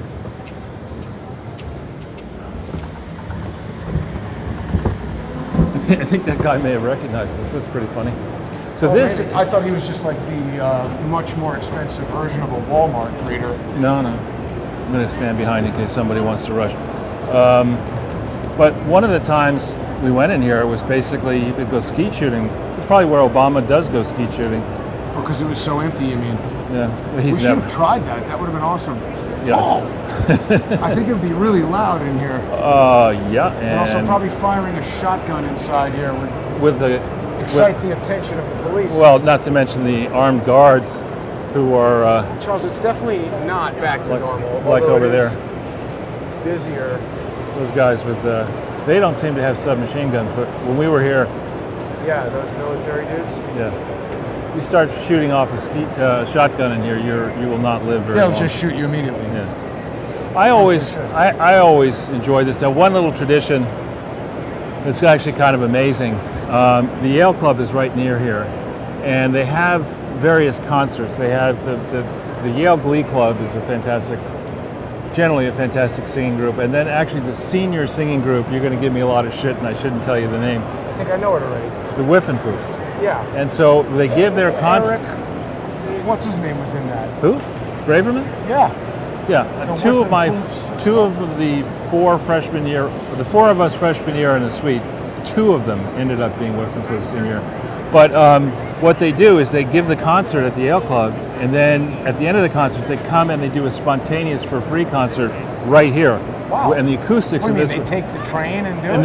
then they come in by train, they give the concert at the Yale Club, and then they return to New Haven when you used to be able to return from New Haven, which I don't know if you still can from here. And they would give a spontaneous concert here. And that concert typically was right around the time of my birthday in cool. January, and my mother knew the direct. She went to music school with the director of the Yale Music School, and they love the music. Let's go that way. Love the music school. Charles, do you know that one? No, should I? That's too bad. Was she talking to me? She could have. What are you, Kramer? Now, there's some sort of acoustic phenomenon in here where if you stand on one side and whisper. Oh, it's standard for the geometric shape. Yeah. And then there's also like people could probably see the. Oh yeah, the constellations and the gold flecks and stuff. Right. But this is really a very beautiful building. It fell into gross disrepair, and then Jackie Kennedy, Onassis, was spearheaded the effort to. Really? Yeah. And all she got for it, you'll see in a second over here, is this little mention. Huh. Well. I used to see her walking around with her boyfriend. She lived on Fifth Avenue in a super nice apartment near where I used to live. And wasn't she hanging out with Oleg Cassini or something? Well, it was the diamond merchant. The name will come to me in a second. His son Leon was in Templesman, Maurice Templesman. His son was in my class, Horace Mann. And this place is empty. Usually they have some sort of diorama or like for Christmas. And usually they have. Oh yeah, this is usually a whole food place. It's totally closed now. It looks pretty. It's very expensive generally. Well, obviously none of these things are renting the space anymore. Who would rent it? Yeah, there's nobody. I mean, this is the thing, Charles. The notion even that this section. Oh yeah, look. This is all she got for it. But it's I remember. Going to go away in a minute. I remember seeing her on the street, and her. I think it was she was an Auchincloss, was she? Or she was. What? Anyway, she's somehow connected to the Auchincloss family, which is a very famous family here in New York. And John Auchincloss was my brother Eric's roommate in college. Wow. So. But Charles, even this section of Grand Central, I mean, what time is it right now? 4:30. For it to be not a fire hose flow of people through here, this is an typical indicator. New York's back, baby. No. it's on its back. Yeah. Charles, business is so bad you don't even have homeless people holding the door open. I'm serious. That's usually happening. There's another plaque. Boy, that's a terrible likeness of Jackie Onassis. And did you see also see the story that those people are using hand sanitizer? Apparently, Stinks. There's a story that they're now warning that this one type of hand sanitizer apparently causes cancer. I'm not surprised. Yeah. I mean, what the hell is in there? It stinks. It stinks out here. It smells better than hand sanitizer. I was just up here yesterday, Charles. So apparently the Australian consulate is in that building right there.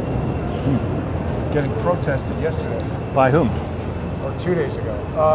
The New York Freedom Rally. Oh, I see. So you'll remember we came here once for a rally that turned out to be in front of the public library, and somebody started telling you not to take their picture. Right, don't film them eating their sandwich. It was pretty gross, actually, watching them. Just move if you don't want to be. Well, watching them attempt to put food in their mouth and have the food go all over the place.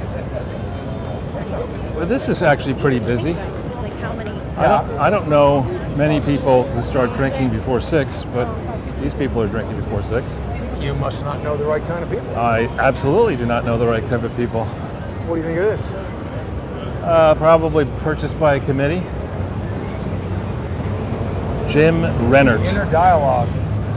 But speaking to someone on this the is the outside. kind of thing where, like, if the kid were in, 8th grade or 7th grade or 5th grade, you'd say, "Wow, Jimmy, that's pretty good."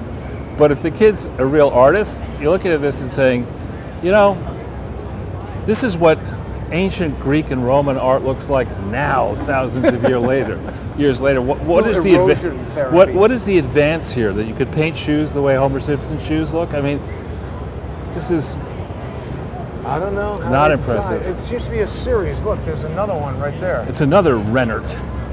And no doubt somebody's going to blast my ass in the comments. Oh, you understand that person won that person's blind and they won the XYZ. Well, if it's made by a blind person, that's impressive. Yeah. If it wasn't, it's scary. Is that a good compliment for an artist? Are you blind? Yeah, it is another Rennert. Listen, Now there is a famous Rennert, I think, real estate family. So maybe this is there are quite a few people like that. There are sculptures up on Upper Park Avenue by an heir to the Johnson and Johnson family. Let's just wait. Take a little. Johnson Controls? Johnson and Johnson, the Yeah. asbestos. I mean the what's it called? The stuff that you put. Pharmaceutical. No, the stuff you put on baby talcum powder. powder. Yeah, not asbestos. They Powder. should just make it out of asbestos. Not so good. So, well, Charles, this has been quite an excursion today. We still have some more time, but Sure. want to remind people that I do have this. I got this hearing next week, and I am in the search for a new attorney. So it's a great time for people to support the Counter Lawfare Fund at crowdsourcethetruth.com. You're going to get an annual subscription for yourself, and depending on which sponsorship level you choose, there are gift subscriptions available, and it's a great way for people to support the show and to become a sponsor. Yeah. So, just tying up some of the Charlie Tree Oh yeah. loose ends. The memo, the 27-page memo with a 2-page cover from Louis Freeh on November 24th, 1997. John Durham can see that letter. John Durham can go and see what they actually investigated. How far did they go to understand the Chinese spying efforts? And did Republicans and Democrats get together and put the kibosh on efforts to really understand who was being bribed across the spectrum, not simply the politicians, but the universities, the media companies, national companies. Something's going on with the sound there. That's back. How do you like that lady with the ski poles? Yeah. It's weird. Ski poles are not all that useful in 65-degree weather, but. Also without skis. And here's the infamous firm at Price Waterhouse that doesn't know accounting for charities worth a shit. Do you think these guys are accountants? They're drinking, so probably. Yeah. So Durham can go back over that ground and should go back over the ground, because really what people should be looking at is not what Maggie Haberman yaks about, and that's that effort. Our friend, our mutual friend, Katrina Blanova, has a piece out for you soon, I think, a piece out for me today, on Durham.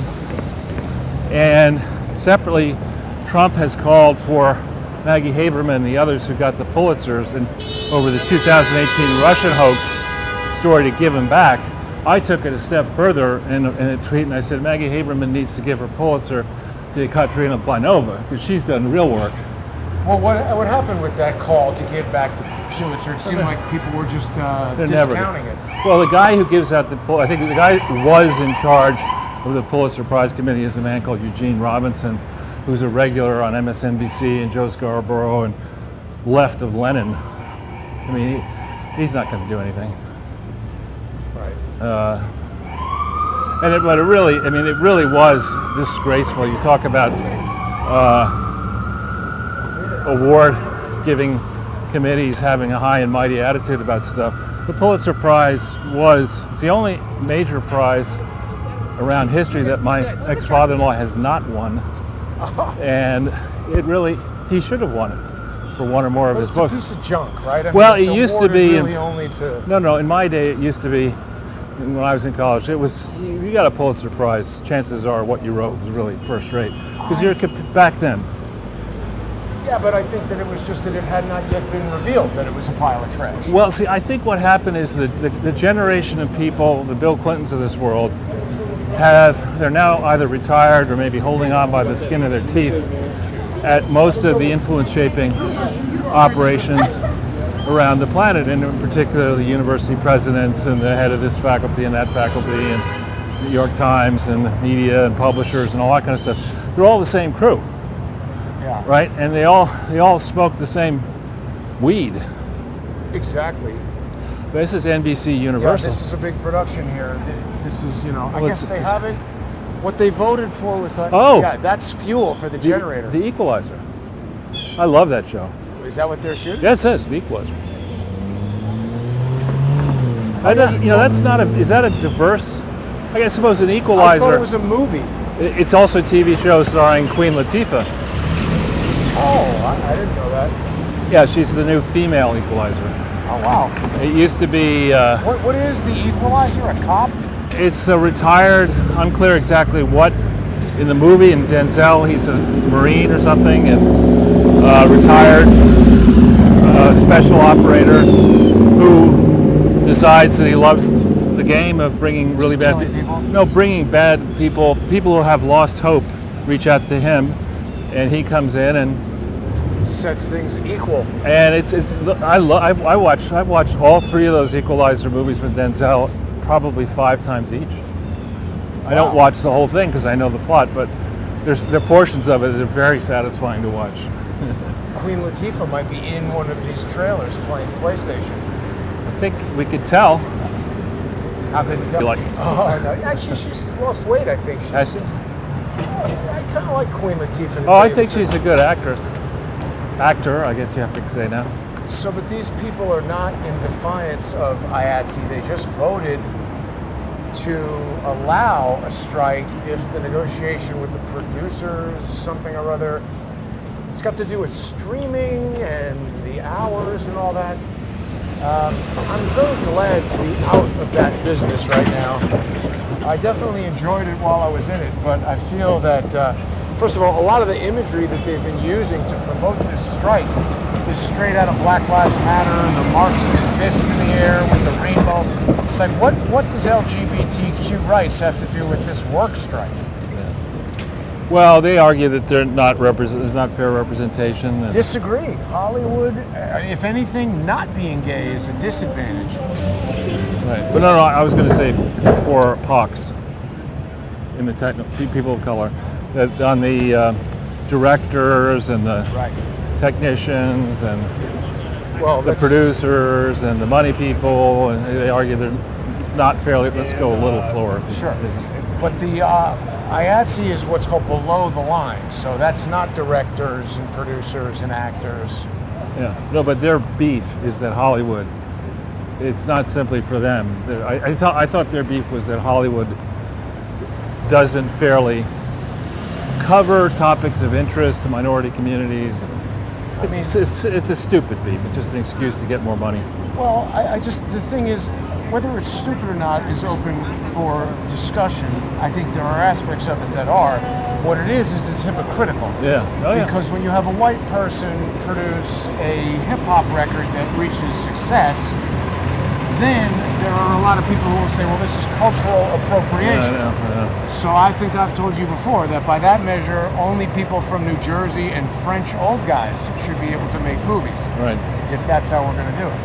Well, if somebody invents something, anybody likes it, they can participate. And should you have, black, the Hamilton, for example. You want a white guy to play Hamilton?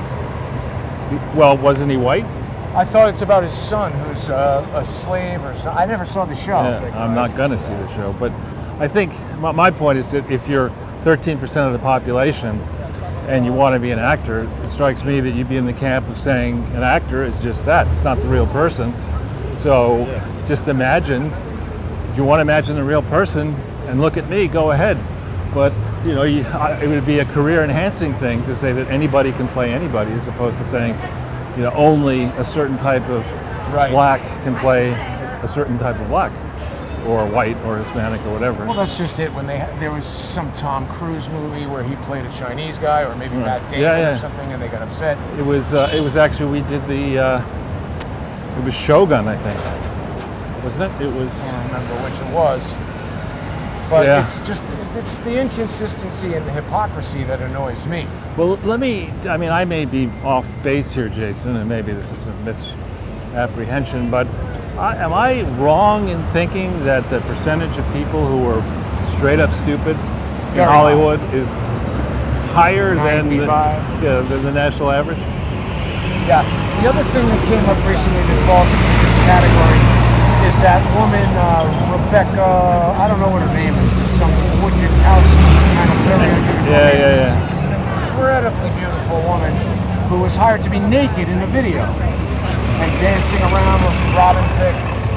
And I'm not promoting any kind of sexual misconduct, but what I am getting to here is if you are hired to be a stripper, to be naked, dancing around in a music video with a rock star or whatever that guy is, and then, you complain that you're being exploited, I don't really feel that that's it's possible, but unlikely. You got to take some responsibility for your own actions and putting yourself in a situation where if somebody hires you to be a stripper and you don't want to be exploited, don't take that job.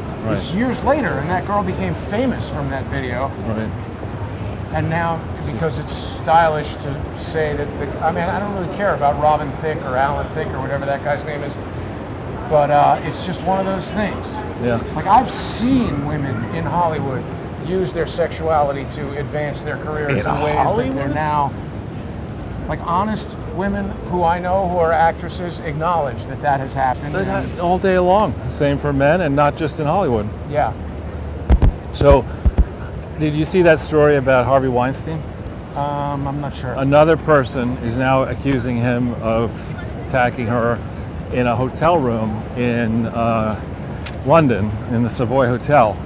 Now, my recollection, which could be wrong, is that he's already in prison in one place, and he's about to be charged in California, or the reverse.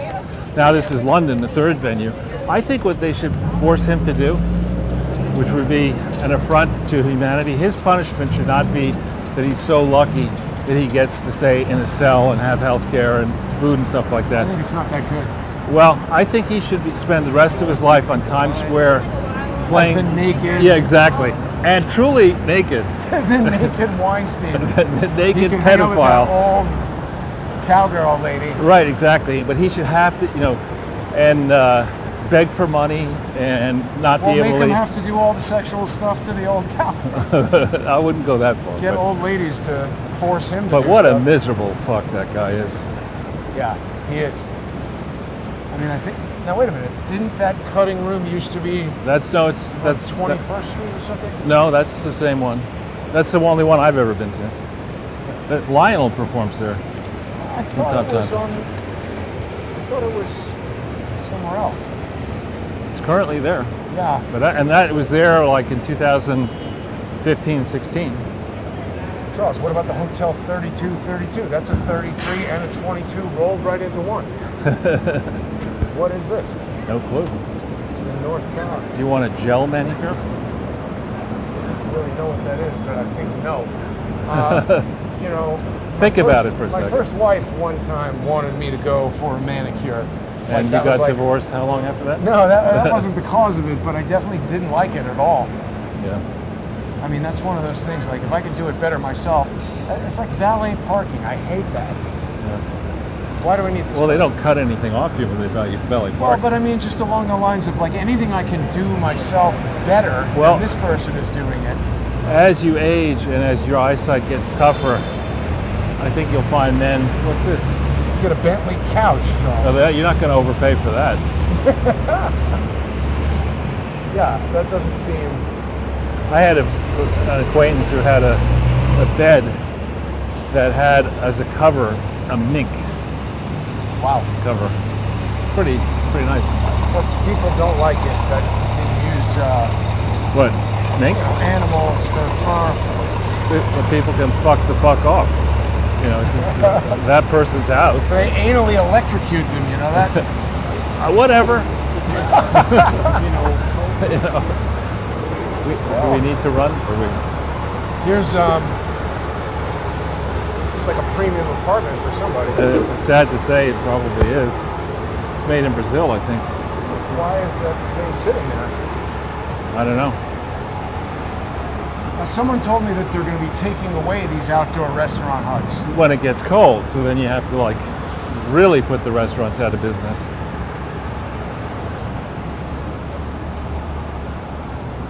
Doesn't seem like it's going to be good for them. I think it's going to be assuming we have history written in English about America, this period we're going to be discussing the most abysmal management ever attempted, management in quotes, by people in government. I mean, this is just how to destroy a once great city in a short period of time. We should have brought a boat. A what? This would be our Bungle cruise. Exactly. As we're just get one of those fake boats, you know, that you like put around your waist and you pretend you're on a boat. Right. What is this, Korean alley here or something? Well, it could be a little. I think it is. Seoul. I have to say that several times I've been to Korea, I enjoyed it. I don't like that. What is that stuff that? Kimchi? Yeah. Yeah, I hated the food in Korea. Well, the other food I liked, and just the environment was nice. It's everywhere. It's like you're inside a pachinko machine. Everything beeps. Like the elevator at the hotel plays a little video game song. I stayed at some Hyatt. Dopey music like that? Yeah, I stayed at some Hyatt on the outskirts of Seoul, up higher in the hills, and it was really very, very nice. I've been to Korea twice, if you can believe that. One time we stayed at the Sheraton Chosin, which was one of the nicest hotels I've ever stayed at. Chosen? I know. And then the thing is, it's like a city inside that hotel. And I was meeting with, after I got done with the business I was there doing, I arranged a meeting with this company that was making a 3D lens that was in Korea. And I called them and I said, you know, I've been eating inside this hotel every day that I've been here so far because I was working with Unisys and we were just in the hotel. And I said it would be really nice to get some authentic Korean food somewhere out in the city with you guys. And they said, okay, there's a great Korean restaurant in your hotel. It's like, okay. I get it. It was not great. Yeah. Neither was their 3D lens. Well, I know in Japan, the approach for business dinners can be that you take the foreigner out to the dinner, and then you bid your farewell to the foreigner, and then you go to the whiskey bar and charge that to the company. And unless they really know who you are and like you, they don't want you going into their whiskey bar. Right. So maybe that was the game plan. They knew they had a whiskey bar they wanted to go to. These were kind of like old buttoned-up guys. That's especially the That's type. funny. Yeah, I don't know. They might have. And then the second time I was in Korea, I think I've told you stories about this, where, you know, the camera crew was. I was the boss of the camera crew, and then at the end of the shoot, they all took me to the karaoke place. Right, and you got up there? Well, it was weird. It was like this private room place, and then these women came in who I thought were prostitutes, which I did not want. Nothing untoward happened, but it was very bizarre. And these guys couldn't speak English, and I couldn't speak Korean, so I had like very little idea what the hell was going on. The way that works in Japan and in these type of places is you go in and...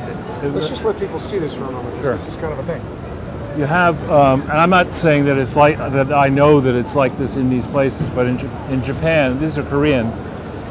In Japan, the way it would work is it's what's called a bottle bar. So you go in, you have to buy the bottle of whiskey. It's a lot of money. Yeah, a hell of a lot of money. And then you pay for, depending on the number of girls who sit with you, you pay for their time and for the drinks that you've already paid for. And so the reason they generally don't like Westerners to go into them is if you go in there for, let's say, an hour and a half, you could be looking at a bill of $1 or more back in the 1990s. I don't know what it is now. People flip out from that. And oftentimes refuse to pay. So, but it was explained to me back in the 1990s that while the pay is low at these Japanese firms for Japanese people, the perks are huge.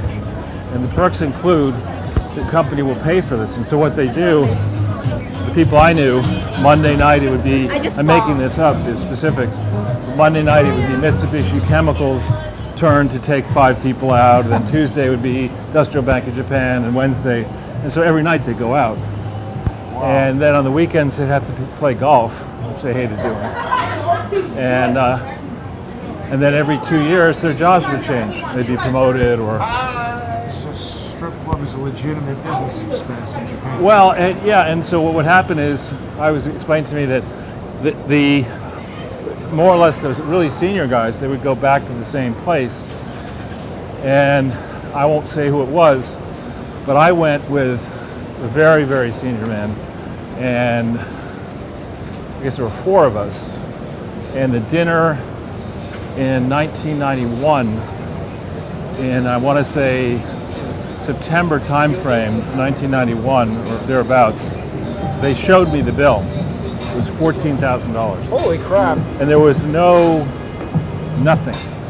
But so the very senior guy, again, I know who it is, and he's not with us anymore.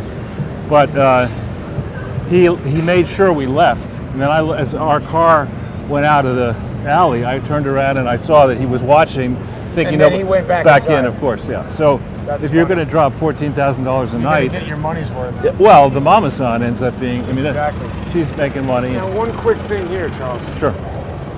This guy seems to be approaching us.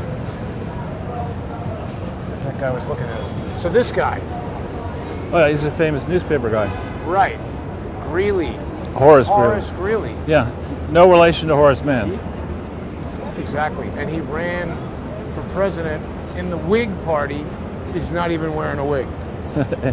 Anymore. And what street is he near? 33rd. That's Yeah. a good point. But this is And what Greeley, bank is he near? To your left. Probably Wells Fargo. Oh, Where the Citi Clinton Bank of America, Foundation, right? the bank account the Clinton Foundation had in 2006, where Norway was shipping money to this undeclared bank account for the Clinton Foundation HIV/AIDS initiative starting in 2006 when there was no such animal. So why does Horace Greeley have a whole park? I never heard of it. Well, he before was, I looked I at the think he sign. was a newspaper tycoon back in the day when newspapers really did control. The New York Herald Tribune. Yeah, it was, I mean, back, even when I was a young kid. This guy's taking the garbage with him. That's not garbage. Oh my gosh. Yeah, this guy's always here. He lives here. You see people drop food off. We could go let's make a right because that's God, that does not pungent. look like a good day for that guy. This is Macy's is up the street here. This is, not high value. Have you ever been inside Jack's?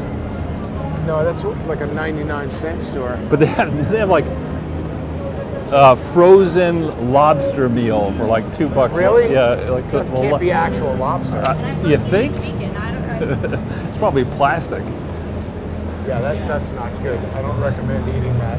But if you ever need, scratch paper, a I pad, like paper towels and stuff like that. you can buy that stuff in there. It's not crazy. And here we have entertainment. Yeah. New York is back. It's obvious. Worth This is every sort of penny. A big band here. Look, Yeah. they have an audience. Well, because more than just a dollar store. Actually, wouldn't you be saying less than just a dollar store if it's a 99-cent Because store? it's like $1.25. Gotham City Band. Ragtime, guys. I think I've seen those guys before. I'm sorry to hear that. Well, no, they're all right. It's actually nice to have music Yeah. out here.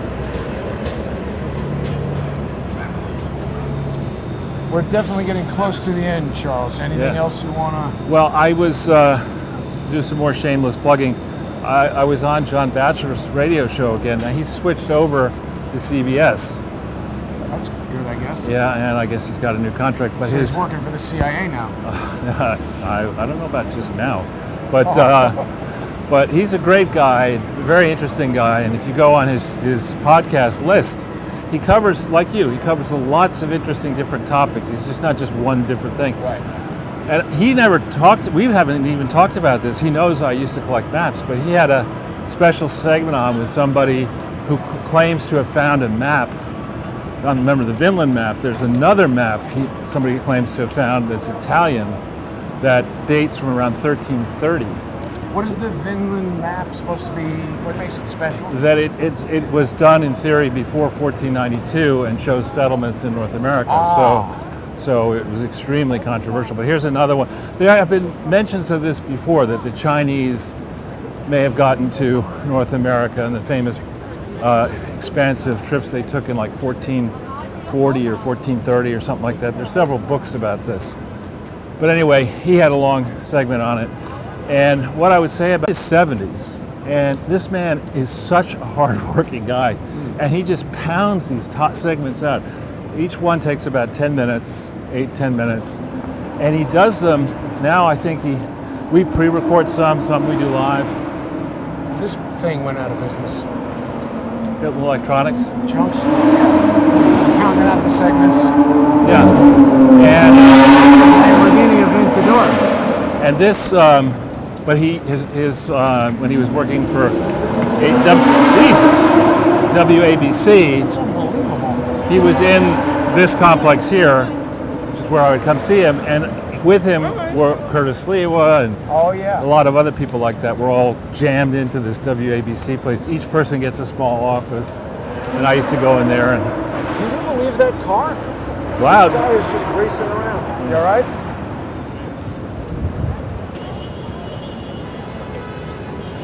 Yeah, so let's stay on this side of the street. Yeah.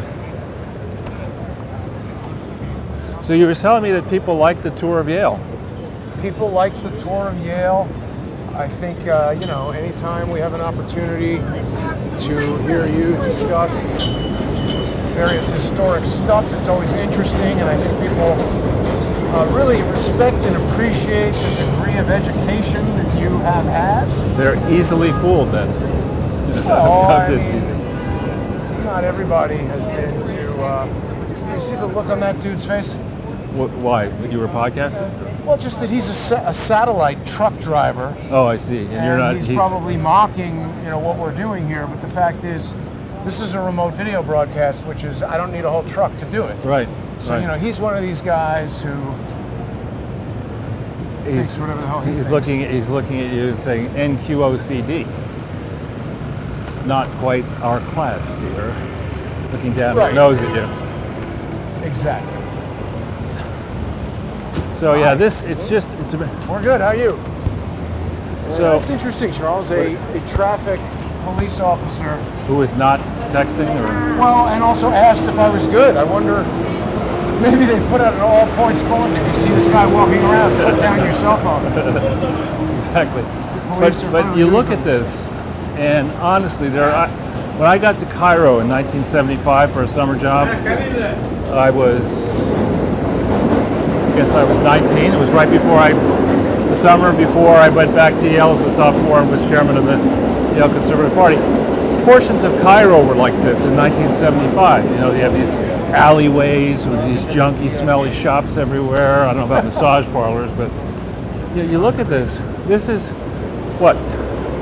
4 blocks south, 2 blocks south of Penn Station, now Moynihan Station or whatever, a major place where people are going to come off the train, they're going to walk out and they're going to see this Shaitoli and say, what the hell am I doing here in New York? And they get mugged and slip on feces.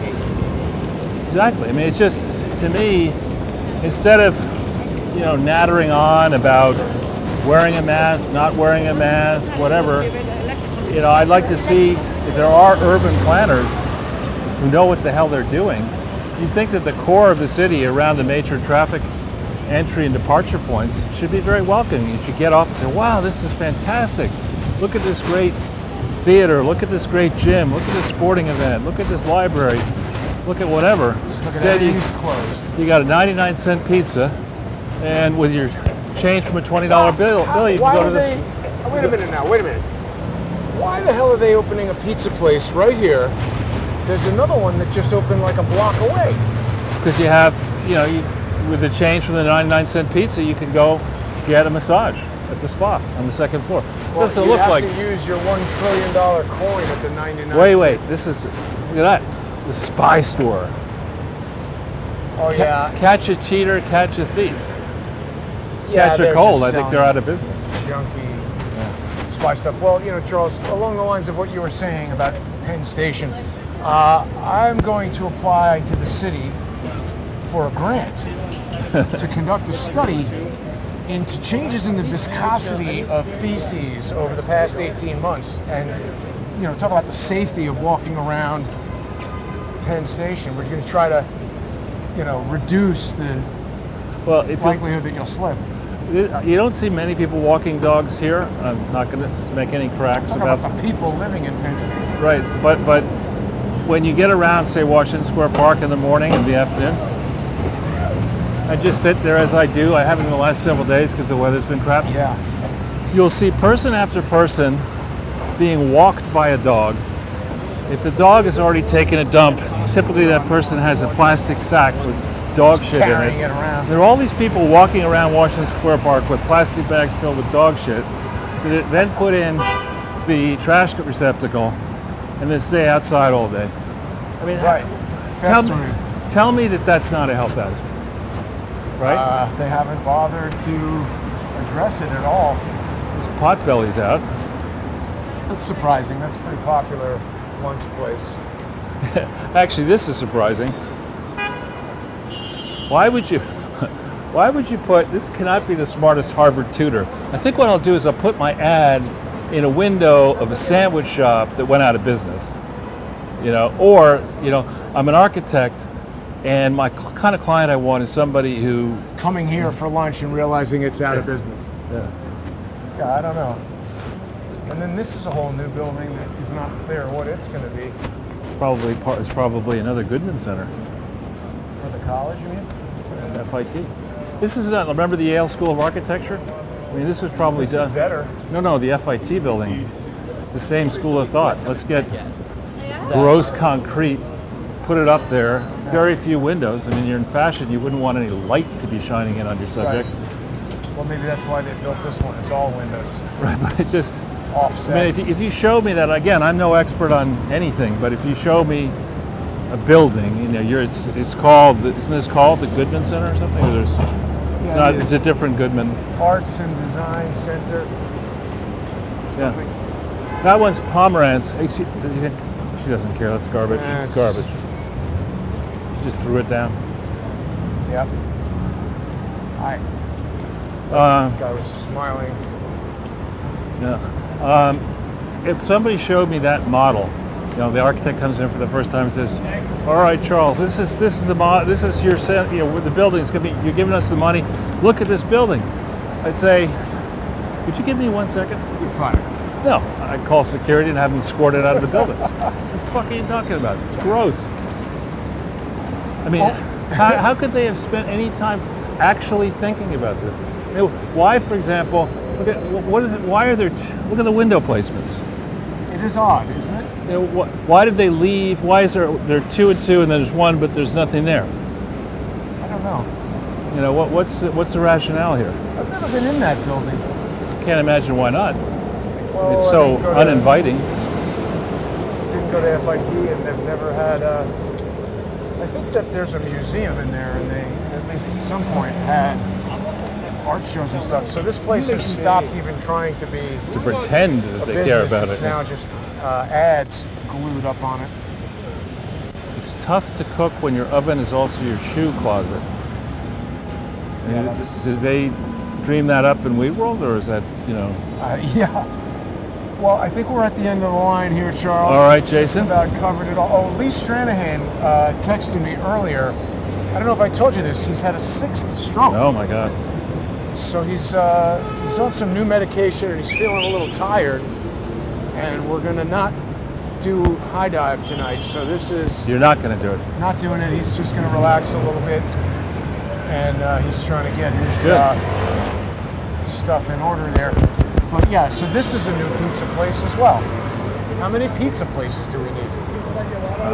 Because there's one right down there too that's been there for 20 years. Well, I think that's the kind of subject that it's another course that a PhD student is going to do. The optimal configuration of pizza retailing in cities with populations in excess of X million. When everybody's moving out. And with that, we're going to bid everyone a good evening, and I'll remind everyone if they are, okay, we've shown all the videos. Everybody saw the close-ups of the poster today and everything like that. So thanks for watching, everybody. Feel free to become a sponsor by going to subscribestar.com/crowdsourcethetruth or patreon.com/crowdsourcethetruth. I have a new and exciting guest for tomorrow. Tomorrow or next week? Anyway,